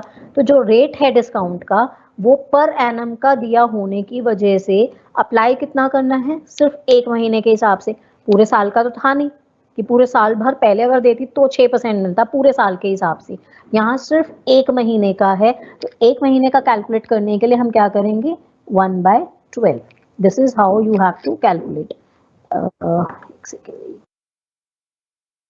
It will be 38,000 total amount which has to be paid to creditors and bills payable into 6% जो मुझे डिस्काउंट मिल रहा है पर एनम का, क्योंकि पर एनम है और मुझे जो क्रेडिट पॉलिसी है वो सिर्फ 1 महीने की थी, तो मुझे एडवांटेज सिर्फ 1 महीने के हिसाब से मिलेगा। तो मुझे रेट को जो पूरे साल का है 12 महीने का है उसको पर मंथ कन्वर्ट करना पड़ेगा।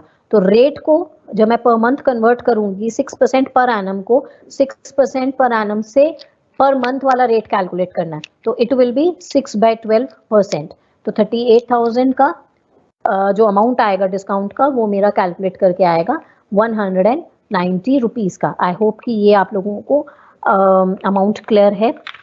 अब ये जो अमाउंट आएगा, बैलेंसिंग फिगर जो आएगी, that has been paid by me in totality to the creditors and the bills payable। अब इसको अगर आपको अलग अलग दिखाना है कि किसको कितना दिया है तो आप अलग अलग भी दिखाना चाहो तो आप ही सेम इसी तरीके से 30,000 इंटू 6% इंटू 1/12 करोगे और फिर बिल्स पेबल के लिए 8,000 इंटू 6% इंटू 1/12 करोगे तो आपको अलग अलग अमाउंट भी मिल जाएंगे। तो आप अकॉर्डिंगली कर सकते हो। क्योंकि हम बिजनेस वाइंड अप कर रहे हैं तो मैं यहाँ पर आपको अकाउंट्स में अगर मैं अलग अलग नहीं दिखा रही हूँ तो भी चल जाएगा, क्योंकि आपने लायबिलिटी दिखाई, इस तरह से आप दिखा सकते हो। अब ये अमाउंट लायबिलिटी के क्योंकि और कोई था नहीं तो इसलिए मैं इसको रियलाइजेशन अकाउंट में दिखा रही हूँ। एसेट्स वाला अभी नहीं दिखाया है हम लोगों ने, वो अभी रहता है, will do once all the assets have been realised. ठीक है, तो ये वाला अमाउंट मेरा बैंक का अमाउंट कम हो जाएगा बैलेंस, तो क्रेडिट साइड पे आ जाएगा। Next is fifth adjustment, which is giving you the assets at which they have been realized. The first asset which has been realized is plant दिया हुआ है, तो ये आपके बैंक अकाउंट से आ जाएगा अमाउंट 25,000 रुपये। नेक्स्ट इज बिल्डिंग 40,000 रुपीज पे आपने रियलाइज करी है। गुडविल 6,000 रुपये पे मिली है।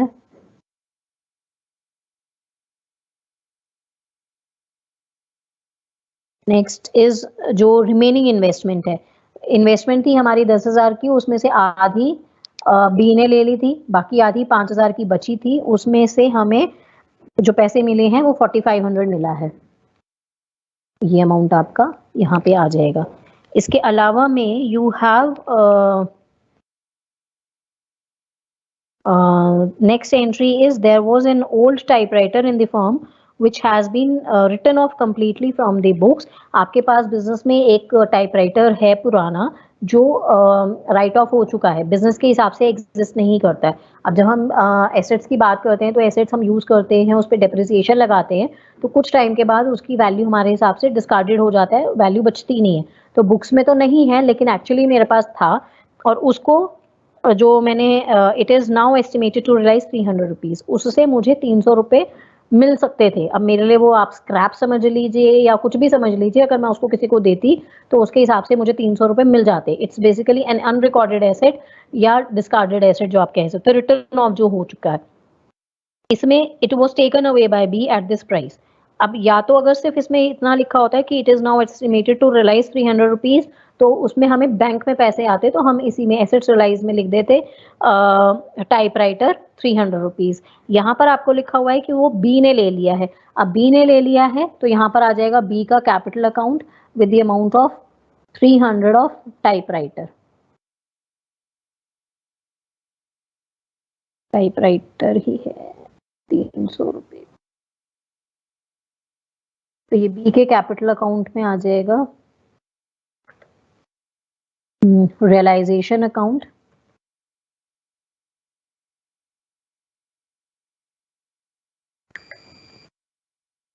with the amount of 300 at which he has taken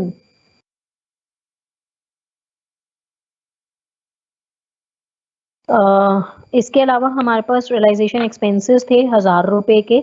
जब हमारे रियलाइजेशन एक्सपेंसेस होंगे तो रियलाइजेशन एक्सपेंसेस हम लोग बैंक के थ्रू पेमेंट करते हैं, तो आपका जो अमाउंट आएगा रियलाइजेशन एक्सपेंसेस का अमाउंट है 1,000 rupees. It will be transferred from, it will be paid from the bank account. तो आप यहाँ पे लिखोगे bank account with the amount of realisation expenses of 1,000 rupees.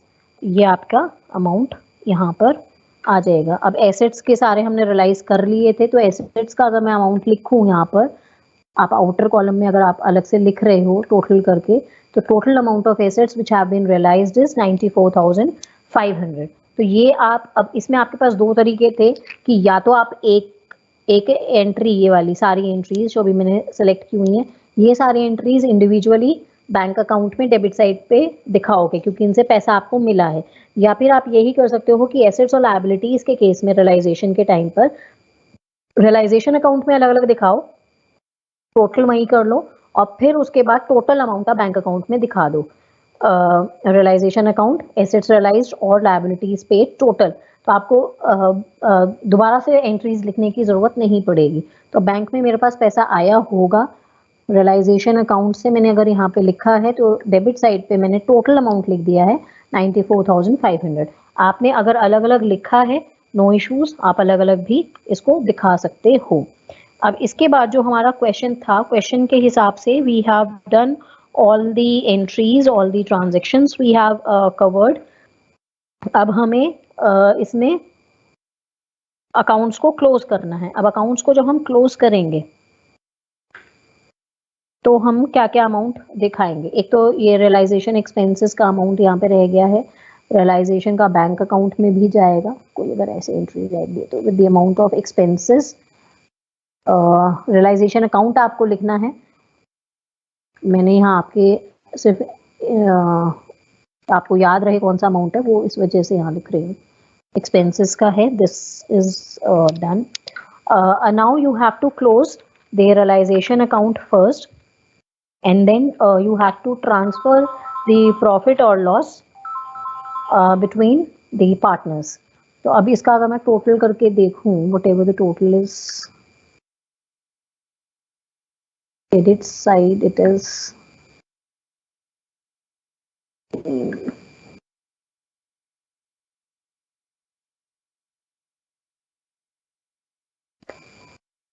Okay. Debit side पे मेरा टोटल जो आ रहा है 1,17,810 है और क्रेडिट साइड पे इट इज 1,49,300। इसका मतलब प्रॉफिट की सिचुएशन है और जो प्रॉफिट आएगा टोटल वो आएगा आपका यहाँ पर 31,490 रुपीज। तो ये जो 31,490 रुपीज आया है, this has to be bifurcated between these two partners equally, क्योंकि यहाँ पे प्रॉफिट शेयरिंग रेशो दी नहीं हुई थी तो हम बांध के चलते हैं कि वो आपका इक्वल है। तो it will be transferred in two partners A and B. तो प्रॉफिट आप यहाँ पे बैलेंसिंग फिगर लिखोगे, profit and loss transferred to and B. यहाँ पे this is the balancing figure. ये आपका अमाउंट आएगा ए के कैपिटल अकाउंट में और बी के कैपिटल अकाउंट में, और जो अमाउंट आएंगे दैट विल बी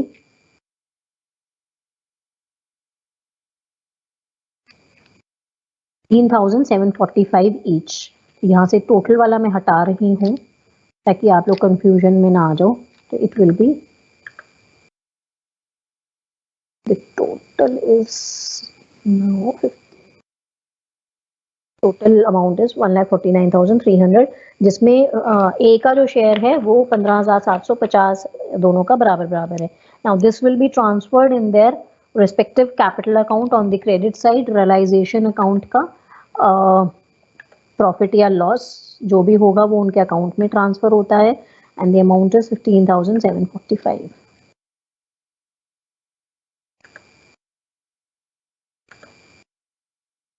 अब हम क्या करेंगे, अब हम पार्टनर्स के कैपिटल अकाउंट को क्लोज करेंगे।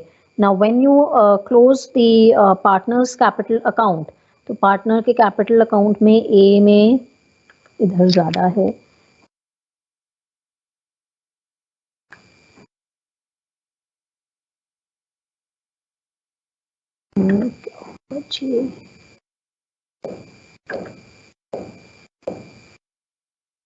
the total of A's capital account will be 35,745, और जो वो पैसा लेके जाएगा, जो बैलेंसिंग फिगर आएगी यहाँ पर डेबिट साइड पे आपके आएगी एंड द अमाउंट इज 59,995। ये उसको पैसा बिजनेस से मिलेगा, सारे अकाउंट सेटल करने के बाद जो बिजनेस से उसको पैसा मिलेगा, दिस इज 29,995। तो this will be closed with the bank account, और इसके अकाउंट के लिए this is the balancing figure. ये हमारा कहाँ चला जाएगा, बैंक के क्रेडिट साइड पे ए का capital account with the amount of 29,995 rupees. अब बी का अकाउंट हम क्लोज करेंगे, तो बी के अकाउंट का जो टोटल आएगा दैट विल बी 30,745, और इसका जो बैलेंसिंग फिगर आएगा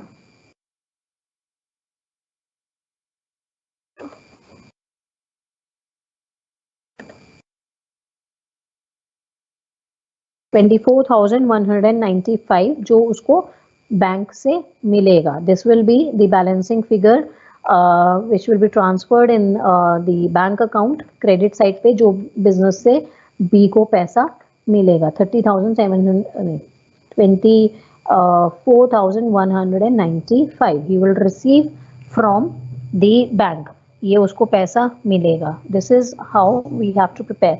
अब हमारी जितनी भी ट्रांजेक्शन्स थी बैंक अकाउंट में सब हम ट्रांसफर करके दिखा चुके हैं, अब हमें बैंक अकाउंट को क्लोज करना है। Now when at the last when you have done all the transactions, all the transactions are transferred in the bank account, तो बैंक अकाउंट में कभी भी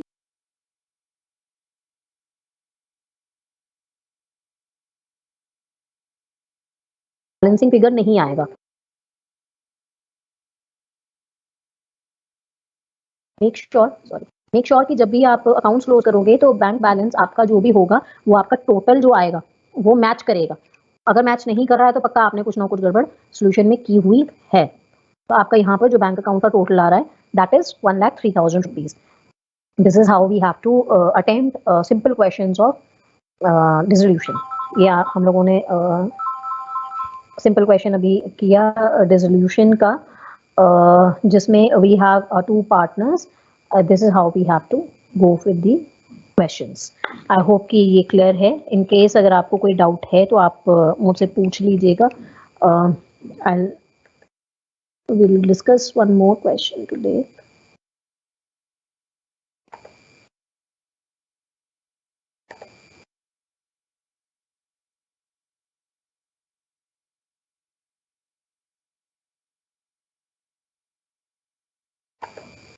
ओके, पीडीएफ आई थिंक कि आप लोगों को स्क्रीन पे दिख रही है, ठीक है।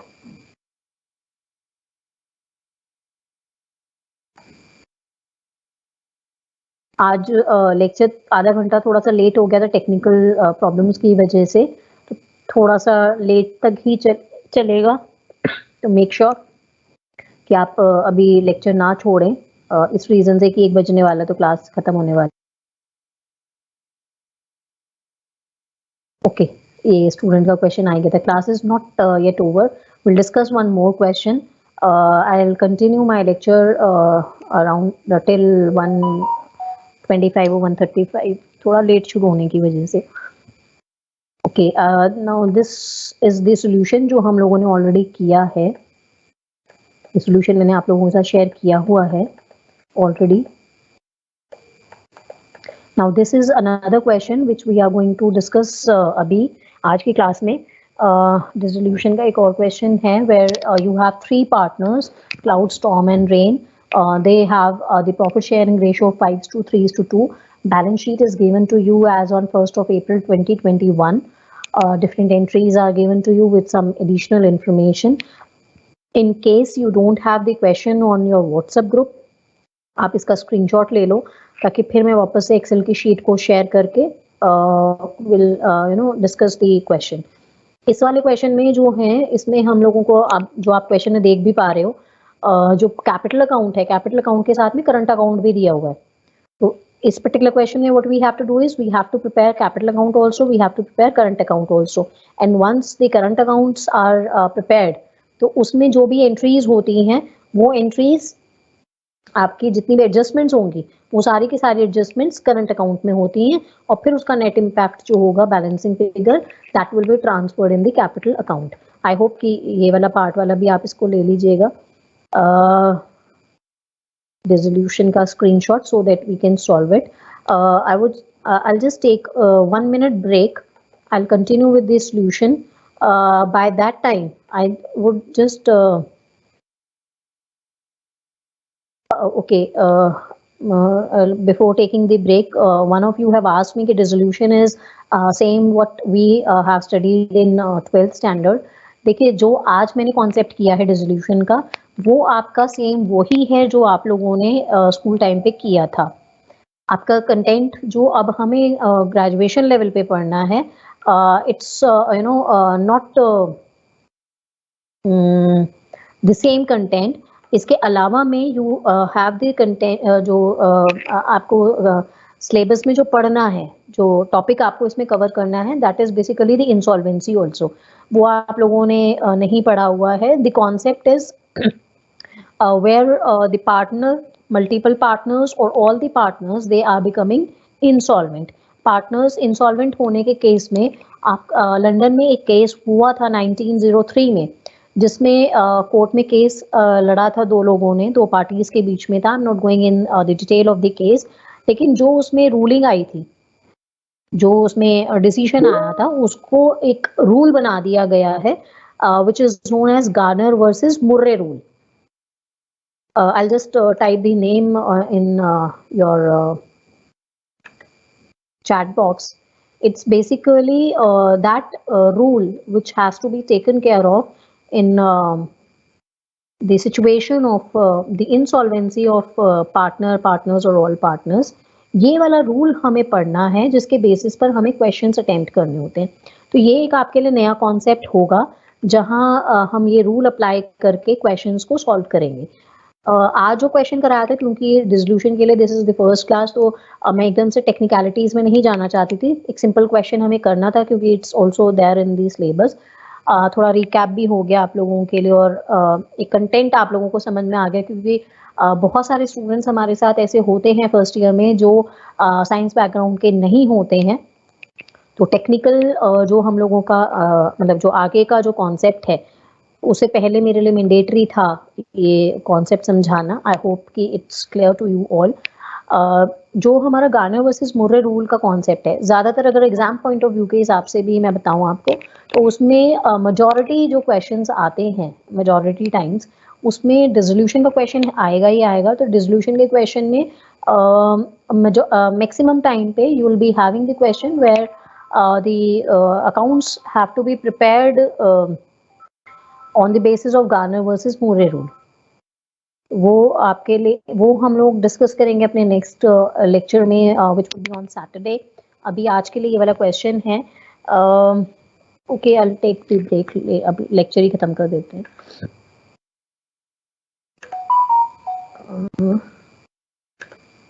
Okay, now coming to this question. यहाँ पर आपको करंट अकाउंट भी बनाना है, कैपिटल अकाउंट भी बनाना है, रियलाइजेशन अकाउंट आप लोगों को बनाना है। The information given to you is of three partners. The profit sharing ratio is 5:3:2 and dissolution is there. Debit side credit side आपकी आएगी। फिर यहाँ पर आपके पहले करंट अकाउंट बनते हैं।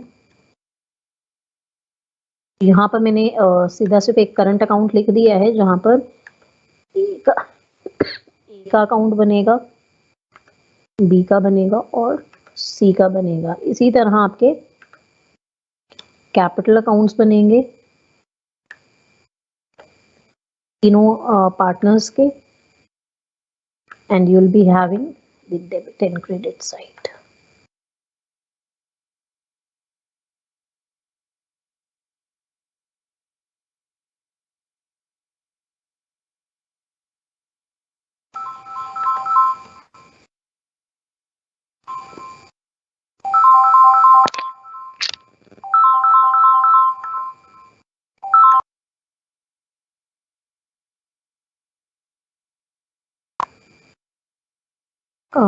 I'll just share the Excel sheet now.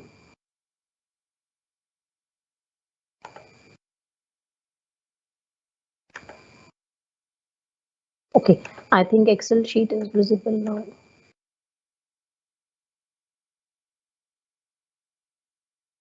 Okay ji, let's start doing the solution now. The question says that you have three partners, profit sharing ratio is 5:3:2. अब सबसे पहले जो हमारे एसेट्स दिए हुए थे, एसेट्स बैलेंस शीट में अगर हम उनको ट्रांसफर करना शुरू करें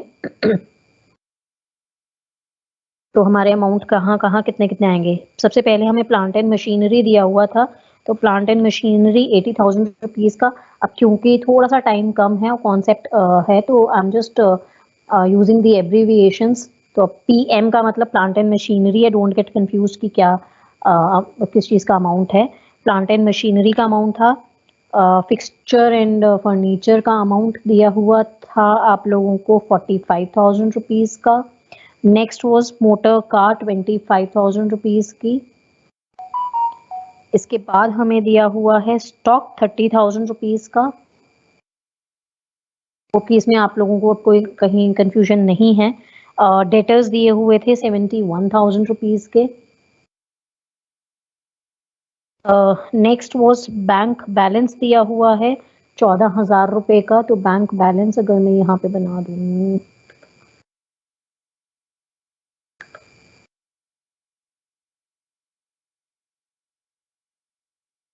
14,000 रुपये का बैंक बैलेंस दिया हुआ था। नेक्स्ट एंट्री करंट अकाउंट दिया हुआ था रेन का। अच्छा, अभी ABC नहीं है, it's basically cloud storm and rain. तो CSR मैं कर देती हूँ ताकि आप लोगों को पता रहे कि कहीं कंफ्यूजन नहीं होगा। CS और R ये मैंने शॉर्ट में कर दिया है।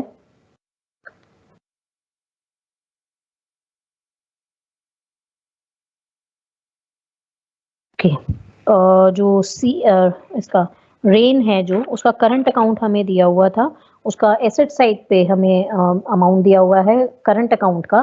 तो इसका यानी डेबिट बैलेंस है करंट अकाउंट में। तो जो हम करंट अकाउंट बना रहे हैं वहां पर रेन वाले में बैलेंस ब्रॉट डाउन आ जाएगा and the amount given is 3,000 rupees. आपके एक ये वाली एंट्री यहाँ पे आ जाएगी। एसेट साइड की जितनी भी ट्रांजेक्शन्स की वो हमने रिकॉर्ड करके दिखा दी हैं। अब हम जाएंगे आपके लायबिलिटी साइड पे। लायबिलिटी साइड में 60,000, 40,000 और 30,000 उनके कैपिटल अकाउंट का बैलेंस दिया हुआ है। तो जो बैलेंस दिया हुआ है वो क्रेडिट साइड पे इनके आ जाएगा। Balance brought down, the amount is 60, 40, 30। 60,000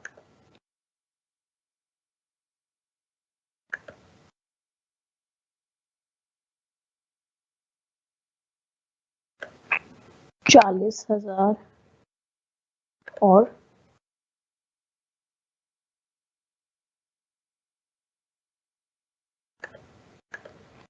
ठीक है, ये तीन आपके अमाउंट यहाँ पे से ट्रांसफर होके आ जाएंगे। इसके बाद हमें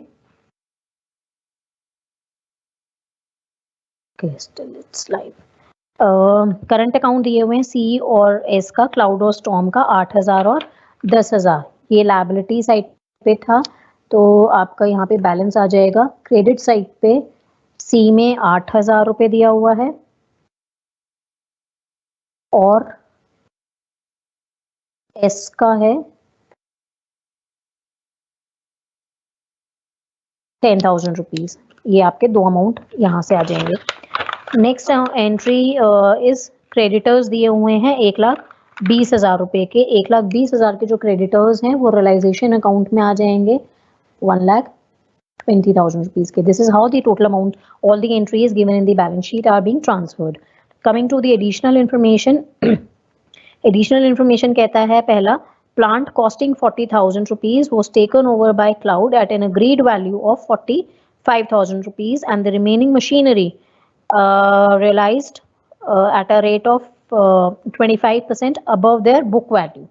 अब आपका जो अमाउंट था बैलेंस शीट के हिसाब से अगर आप देखोगे तो प्लांट एंड मशीनरी का इकट्ठा दिया हुआ था 80,000 रुपये का, जिसमें से कि बाइफिकेट करके इंफॉर्मेशन मिली हुई है कि प्लांट की जिसकी कॉस्ट थी 40,000 रुपये वो क्लाउड ने ले लिया 45,000 रुपये पे। तो एक तो एसेट मेरा रियलाइज हुआ जो कि क्लाउड ने लिया। तो यहाँ पर एक मेरा अमाउंट कहाँ आ जाएगा, C की कैपिटल अकाउंट में जहां पर उसने प्लांट लिया है, टेक ओवर किया है 45,000 रुपीज का। एक अमाउंट तो मेरा ये आ जाएगा। उसके अलावा में जो मशीनरी है, मशीनरी के लिए आपको दिया हुआ है remaining machinery was realised at 25% above their book value. इसका मतलब total value was 40,000 rupees, 80,000 rupees. इसमें से प्लांट की जो कीमत थी वो 40,000 थी। इसका मतलब बाकी मशीनरी की थी 40,000। उस प्लांट को 40,000 की जगह 45,000 पे तो सी ले गया। बाकी जो मशीनरी थी 40,000 रुपीज की, उसको रियलाइज कराया है 25% इंक्रीज करके। इसका मतलब ये आया होगा बैंक अकाउंट से रियलाइज करके, ये रियलाइज करके आया मशीनरी का अमाउंट। अब ये जो अमाउंट आएगा, इसकी प्रेजेंटेशन आप एक बार देख लेना, मैं कोशिश कर रही हूँ जल्दी जल्दी में। एक तो सी के कैपिटल अकाउंट, इसमें मशीनरी अकाउंट में जब हम ऐड करके देखेंगे तो it will B 40,000 plus 25,000 rupees, 25,000 rupees का।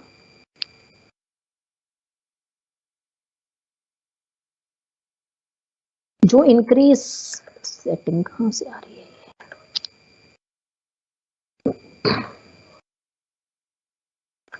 जब आप इंक्रीज करके देखोगे, 40,000 की टोटल कीमत थी मशीन की, उसपे 25% एक्स्ट्रा मिला है। 25% 40,000 को हो गया 10,000 रुपए। इसका मतलब ये मेरी जो रियलाइज हुई, ये मेरी एसेट रियलाइज हुआ 50,000 रुपए का, जो अमाउंट था मशीनरी वाला। अच्छा, इसमें जो चीज हमें ध्यान रखनी थी वो कौन सी थी? जो हमारा ये है अमाउंट, जो मशीन इसका प्लांट का जो था 45,000 रुपीज का, वो हमारा इसमें एसेट उसने ले लिया है। तो ये हमारा कैपिटल अकाउंट में आ जाएगा, उसके क्लाउड वाले में रियलाइजेशन अकाउंट से।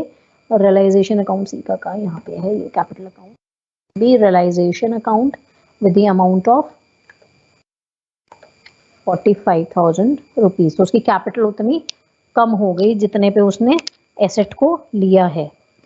इसके बाद जो क्वेश्चन अब आपको कह रहा है वो ये कह रहा है, furniture and fixtures were sold for 40,000 rupees.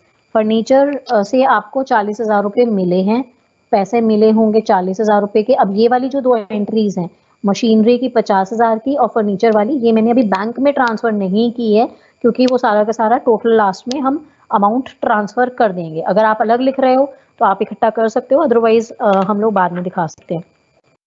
Next entry is debtors included a bad debt of 1,200 rupees and the rest portion was realized subject to a cash discount of 10%. अब जो डेटर्स थे, डेटर्स में से 1,200 रुपए के तो bad debts हो गए और उसके बाद जो अमाउंट था वो मेरा 10% के कैश डिस्काउंट पे मेरा अमाउंट आया। जो डेटर्स थे वो मेरे थे 71,000 रुपीज के। इसमें से 1,200 रुपए का मेरा डेटर्स का बैड डेट्स का अमाउंट आ गया। अब आपको सारा का सारा वर्किंग नोट्स में दिखाना है। तो total amount of debtors which was suppose to be realised, वो मुझे मिलते 69,800 के, क्योंकि 71,000 के टोटल डेटर्स थे, 1,200 के बैड डेट्स हो गए। तो मुझे जो पेमेंट मिलनी चाहिए थी बैड डेट्स के बाद में, वो मुझे मिलती है 69,800 की। लेकिन उसमें भी मैंने डिस्काउंट दे दिया, कैश डिस्काउंट 10% का। 10% का डिस्काउंट देने का मतलब है कि मैंने उनको 69,800 के जो अमाउंट था उसमें 10% का डिस्काउंट दिया, 6,980 रुपीज का। तो टोटल जो मुझे पैसा मिला डेटर्स से वो कितना मिला? वो मुझे मिला 62,820 रुपीज का, जो मेरा यहाँ पे अमाउंट आ जाएगा बाय बैंक अकाउंट में, रियलाइजेशन अकाउंट के 62,820 रुपीज। आई होप कि ये क्लियर है आप लोगों को। ये मैं कैलकुलेशन हटा रही हूँ, आप देख लेना।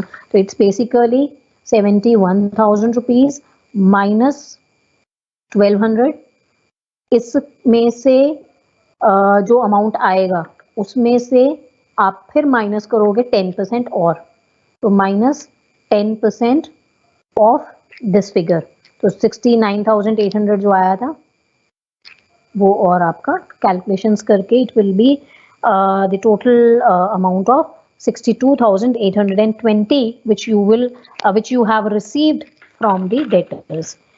Next entry is stock worth rupees 5,000 taken over by Rain for 5,200. Are ने 5,000 का जो स्टॉक था वो 5,200 रुपीज पर ले लिया है, तो आर ने लिया है। I am just giving the space, अगर कहीं जरूरत पड़ती है तो आर के कैपिटल अकाउंट में with the amount of stock which he has taken at a rate of 5,200 rupees, ये उसके कैपिटल अकाउंट में एंट्री आ जाएगी आर के डेबिट साइड में, रियलाइजेशन अकाउंट। अब मैं शॉर्ट में लिख रही हूँ, R account is realisation account basically, ठीक है, जो उसने स्टॉक आपका ले लिया है। Next entry is a creditor, नहीं अच्छा भी इसमें है द रिमेनिंग स्टॉक। अब स्टॉक जो था टोटल वो मेरा था 30,000 रुपीज का, आउट ऑफ विच 5,000 का स्टॉक आर ने लिया है, वो हमने एंट्री दिखा दी 5,200 रुपीज का, बाकी बचा 25,000 रुपए का। The remaining was realised at 20% above the book value. इसका मतलब स्टॉक हम रियलाइज करेंगे तो बैंक में पैसा आ जाएगा। अब बैंक में पैसा जो आएगा वो कितना आएगा, it was 25,000 rupees plus 20% extra आया, तो 20% ऑफ 25,000 रुपीज ये आपके पास अमाउंट आएगा। तो इट विल बी 25,000 का 20% विल बी 5,000 आपको एक्स्ट्रा मिला है, 25,000 की जगह आपको 30,000 रुपए मिले हैं स्टॉक के, तो एक एंट्री आपकी ये वाली यहाँ पर बैंक अकाउंट में आ जाएगी। नेक्स्ट इज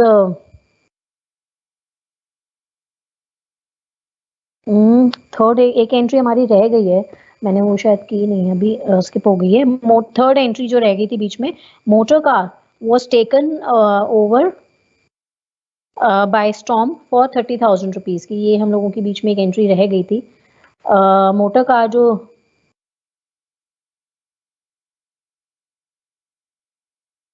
अनुराग आपका क्वेश्चन है, रियलाइजेशन अकाउंट में क्रेडिटर 1,20,000 कहाँ से लिए हैं? सन्ड्री क्रेडिटर्स आपको जो मैंने रियलाइजेशन अकाउंट में क्रेडिट साइड पे दिखाए हैं, ये तो बैलेंस शीट में लायबिलिटी साइड पे दिया हुआ है।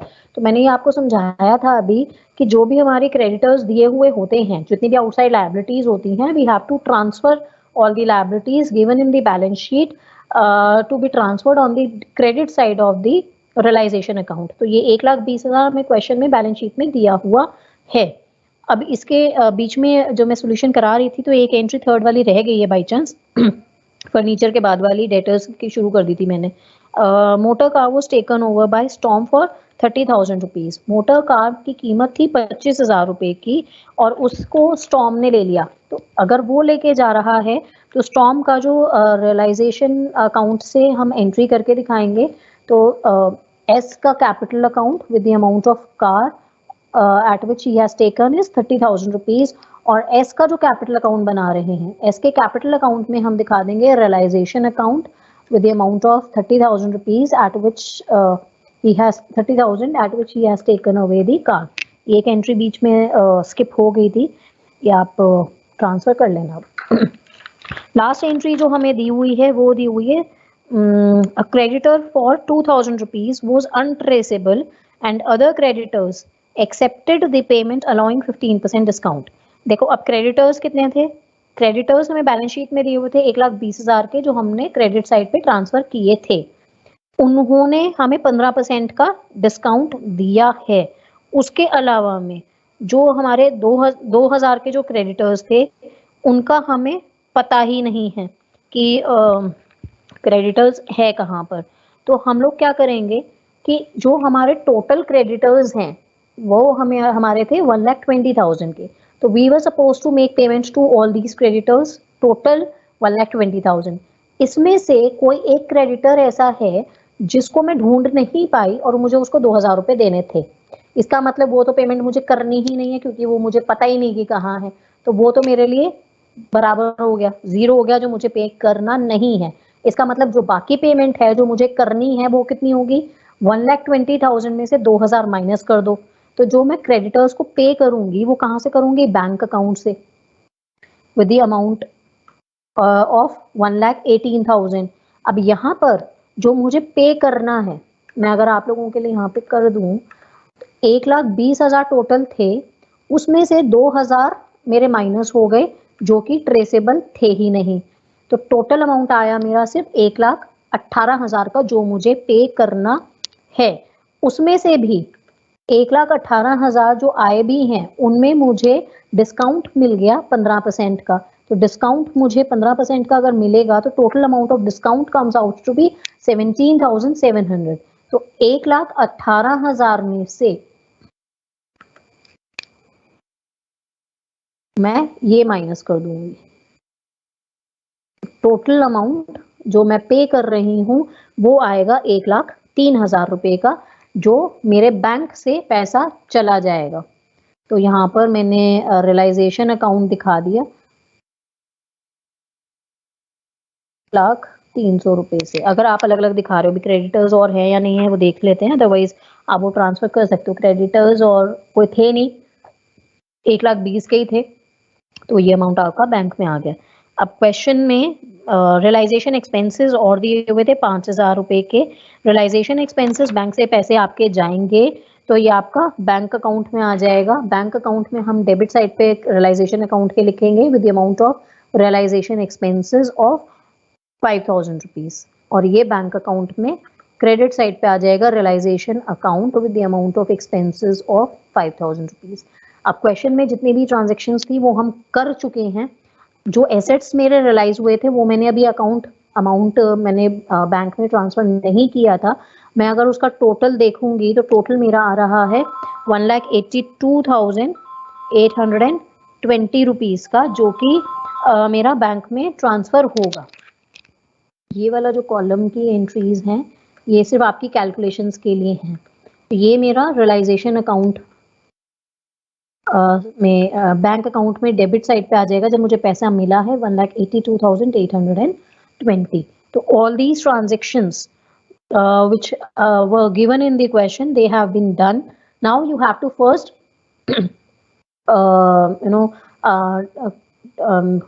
close the realization account. अब close करते हैं अगर हम realization account को, तो हम लोग ये देखते हैं कि इसमें प्रॉफिट है या लॉस है। तो हमारा जो टोटल आ रहा है 3,83,020 क्रेडिट साइड का है और डेबिट साइड का है 3,56,300। इसका मतलब प्रॉफिट आएगा। अब प्रॉफिट जो 3,83,000 के हिसाब से प्रॉफिट कितना आ रहा है आपका इसमें,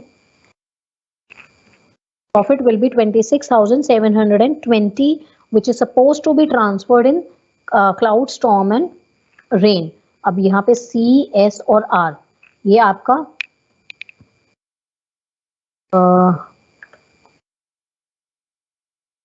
प्रॉफिट होगा, जो बैलेंसिंग फिगर होगी, जो आपकी टोटल उनके कैपिटल अकाउंट में ट्रांसफर होगी। यहाँ पे मैं टोटल अमाउंट लिख देती 26,720। अब इसको आपको बाइफिकेट करना है।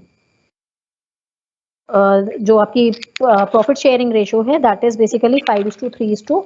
तो यहाँ पर अगर हम सी के लिए देखेंगे तो it will B 26,720 into 5/10, that means 13,360 सी का प्रोपोर्शन है।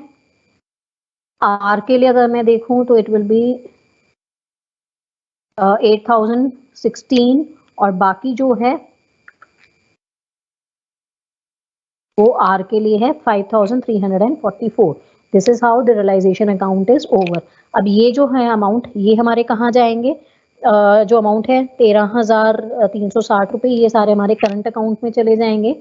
करंट अकाउंट में रियलाइजेशन अकाउंट प्रॉफिट का जो हिस्सा है ये आपका तीनों के करंट अकाउंट में ट्रांसफर होगा।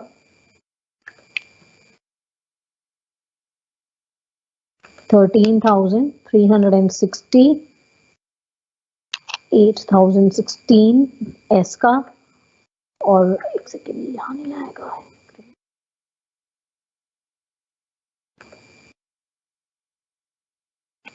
इसका है आर का 5,344 रुपीज। ये आपके रियलाइजेशन अकाउंट का प्रॉफिट का पार्ट चला गया। अब आपको सिर्फ कुछ एंट्रीज हो सकता है कि कोई CESR की अगर कोई रह गई होगी जो रियलाइजेशन अकाउंट में से हमने ट्रांसफर नहीं करी है, तो वो चेक कर लेंगे।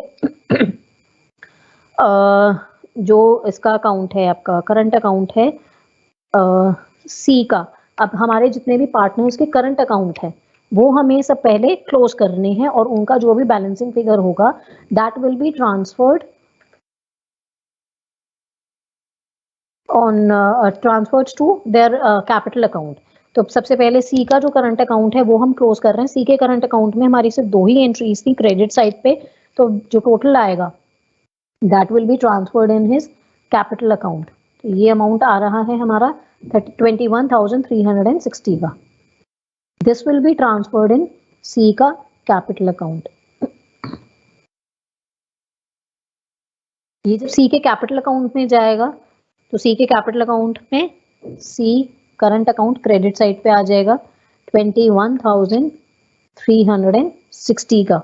Now you just close C का कैपिटल अकाउंट। सी का जब हम कैपिटल अकाउंट को क्लोज करेंगे तो जो भी बैलेंसिंग फिगर होगी वो या तो वो बिजनेस में से वापस लेके जा रहा है, और अगर अकाउंट इस तरह से सेटल हुआ है तो या कुछ ना कुछ वो बिजनेस में देगा। तो यहाँ पर इसका क्रेडिट साइड ज्यादा है, तो he is going to take away the funds, जो बैंक से उसको पैसा मिल जाएगा। तो this will be the balancing figure. अब बैलेंसिंग फिगर जो आएगी वो इसके अकाउंट के लिए आएगी 36,360 he is going to take from the business. तो जो बैंक अकाउंट है, बैंक अकाउंट में सी का कैपिटल अकाउंट से क्रेडिट हो जाएगा 36,360 रुपीज, जो बिजनेस से उसको मिलेगा। अब आप बी का अकाउंट क्लोज करेंगे, पहले करंट अकाउंट, तो क्लोज करो।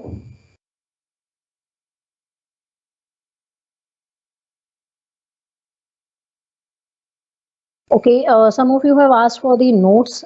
देखो ऐसे मेरे पास कोई नोट्स नहीं होते हैं क्वेश्चंस के। जो शीट में बनाती हूँ वो ही मैं आप लोगों के साथ शेयर कर देती हूँ। बट थियोरेटिकली अगर आप मुझसे पूछोगे कि थियोरी के नोट्स हैं, तो I don't have the notes. I will share these sheets with you all, जो भी मैं पढ़ा रही हूँ। Okay, now coming to the S account. S का जो हमारा करंट अकाउंट है, एस के करंट अकाउंट को अगर हम क्लोज करते हैं तो आपको जो बैलेंसिंग फिगर मिलेगी दिस इज 18,016 रुपीज, जो उसके कैपिटल अकाउंट में ट्रांसफर हो जाएगी। तो एस का कैपिटल अकाउंट में ये बैलेंसिंग फिगर आएगी 18,016 रुपीज। एस का कैपिटल अकाउंट में क्रेडिट हो जाएगा एस करंट अकाउंट से with the account amount of 18,016 rupees। इसके बाद जो भी बैलेंसिंग फिगर है he is going to take that। तो ये आपका टोटल आएगा सी एस का कैपिटल अकाउंट का 58,000 रुपीज, और बैंक से वो पैसा लेके जाएगा यानी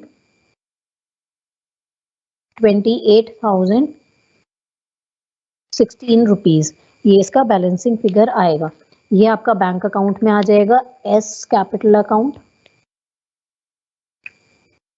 28,016 रुपीज, ये उसको बैंक से पैसा मिलेगा। आर का जब देखेंगे तो आर का जो हमारा कैपिटल अकाउंट था उसमें डेबिट साइड पे कम है, तो आपका जो ट्रांसफर होगा आर के कैपिटल अकाउंट में it will be 2,344 rupees which will be transferred to his capital account and the total is 5,344। R के कैपिटल अकाउंट में क्रेडिट साइड पे आ जाएगा R current account, the amount is 2,344, और बाकी जो भी अमाउंट है वो उसका बैंक बैलेंस आ जाएगा, जो वो पैसा लेके जाएगा। वो आपका अमाउंट इसमें आएगा 22,344 इसका टोटल है। जो पैसे लेके जाएगा लास्ट में वो लेके जाएगा 27,144। तो आर का कैपिटल अकाउंट से जो पैसा वो लेके जाएगा इट इज 27,144 रुपीज। अब सारी एंट्रीज हम कर चुके हैं। Just close the bank account also. Total of bank account comes out to be 1,96,820. This is how we have to solve these kind of questions. तो जहाँ पर जैसे अब इस वाले क्वेश्चन में क्या था कि जो पार्टनर्स हैं, पार्टनर्स कोई भी स्टॉक या कोई लायबिलिटी टेक ओवर कर रहे हैं और उसकी जो फिगर्स हैं, जो वैल्यू है वो कम या ज़्यादा है, इंक्रीज या डिक्रीज कर रही है, या तो वो डिस्काउंट था, डिस्काउंटेड रेट पर ले रहे थे, या उसकी वैल्यूएशन ज़्यादा वो लगा के दे रहे थे। This is how we have to solve such kind of questions. I hope कि ये आप लोगों को क्लियर है। ओके अनुराग, आपका एक क्वेश्चन है रियलाइजेशन अकाउंट में 1,20,000 माइनस 2,000 किया आपने, फिर कैसे आया? ओके अनुराग, वो जो 1,20,000 माइनस 2,000 है वो सिर्फ स्टार्टिंग वाला था, मैंने बाकी पूरा लिखा नहीं है, मैं वो समझा देती हूँ। जो आपका क्रेडिटर्स का अमाउंट था, टोटल क्रेडिटर्स का अमाउंट वाज 1,20,000 रुपीज। उसमें से क्वेश्चन आपको कह रहा है कि जो मेरे क्रेडिटर्स हैं उसमें से 2,000 के क्रेडिटर्स मुझे पता ही नहीं है कि कहाँ है, अनट्रेसेबल थे। जब वो अनट्रेसेबल थे तो इसका मतलब मुझे उनको पैसा देना नहीं था। तो अब मैं यहाँ पे वर्किंग नोट्स में आपको क्रेडिटर्स का अगर बताऊं तो बेसिकली क्या है, 1,20,000 में से जो अनट्रेसेबल हैं वो मुझे माइनस कर देने हैं, क्योंकि वो मुझे पता ही नहीं है कि कहाँ है। तो टोटल जो मुझे पैसा देना है वो कितने लोगों का देना है? 1,18,000 रुपए मुझे क्रेडिटर्स के देने थे, जिसमें से कि अब आपको क्वेश्चन जो कह रहा है वो ये कह रहा है कि आपने जब लायबिलिटी पे करनी है तो आपको क्रेडिटर्स का कहाँ है, other creditors accepted the payment allowing 15% discount. This was the net amount of creditors which were supposed to be paid but they give you a discount of 15%। तो डिस्काउंट जब मुझे मिला 15% का, तो डिस्काउंट 15% जो मिलेगा वो किस पे मिलेगा? 1,18,000 पे बस। This is how we have done. तो अब 1,18,000 का 15% जो अमाउंट आता है वो आएगा आपका टोटल 17,700 रुपए। तो नेट पेमेंट टू क्रेडिटर्स जो आएगी वो कितनी आएगी? 1,18,000 में से 17,700 का आपको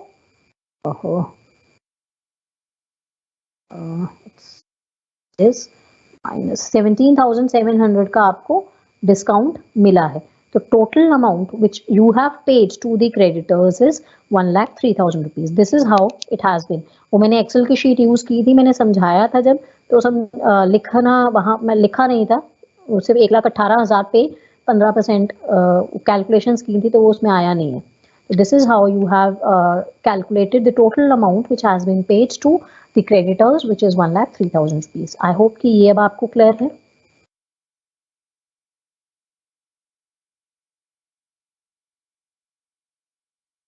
ओके, पार्टनर के करंट अकाउंट कब बनते हैं? देखो, जब पार्टनर के करंट अकाउंट की हम बात करते हैं तो पार्टनर का करंट अकाउंट बनता है जब उनकी कैपिटल फिक्स्ड होती है। तो कैपिटल अकाउंट में हम नॉर्मली जो हमारे अनडिस्ट्रीब्यूटेड प्रॉफिट्स लॉसेस होते हैं, रिजर्व फंड होता है, जो हमारा प्रॉफिट का जो शेयर होता है, वो सब हम लोग जो एंट्रीज करते हैं वो सारी की सारी एंट्रीज हमारी करंट अकाउंट में होती है। कैपिटल अकाउंट में सिर्फ तब होती है कोई एंट्री जब कोई भी एसेट वो और लेकर आ रहे हैं तो कैपिटल बढ़ जाती है, या उसमें से उन्होंने कोई एसेट ले लिया तो उतनी कैपिटल कम हो गई।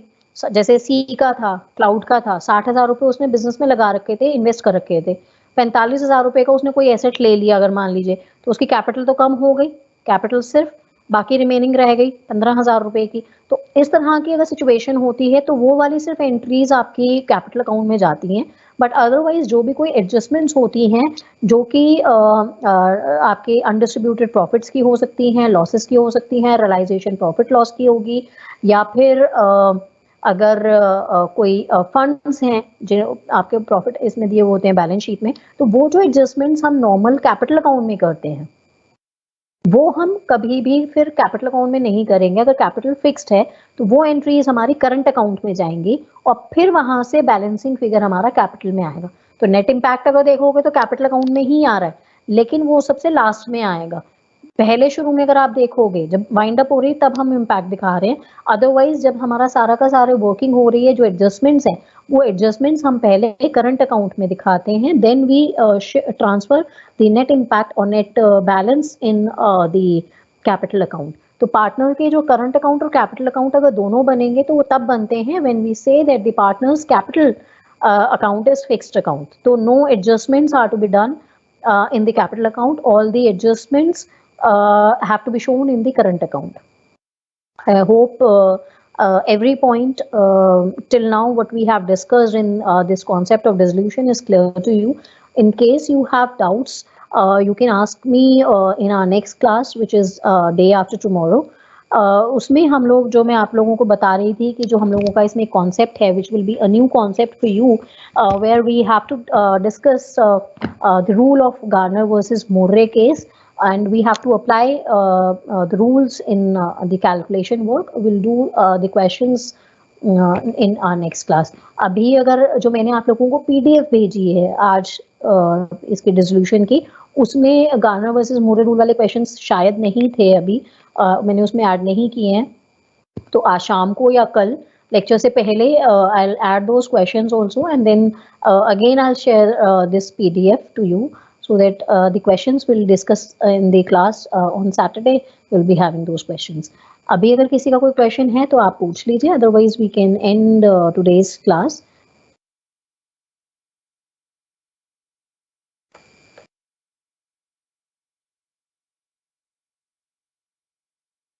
Okay, no questions from your side, then we can end the class. We'll continue our class on Saturday with the same concept of dissolution. Till then, take care. Have a good day. Bye-bye.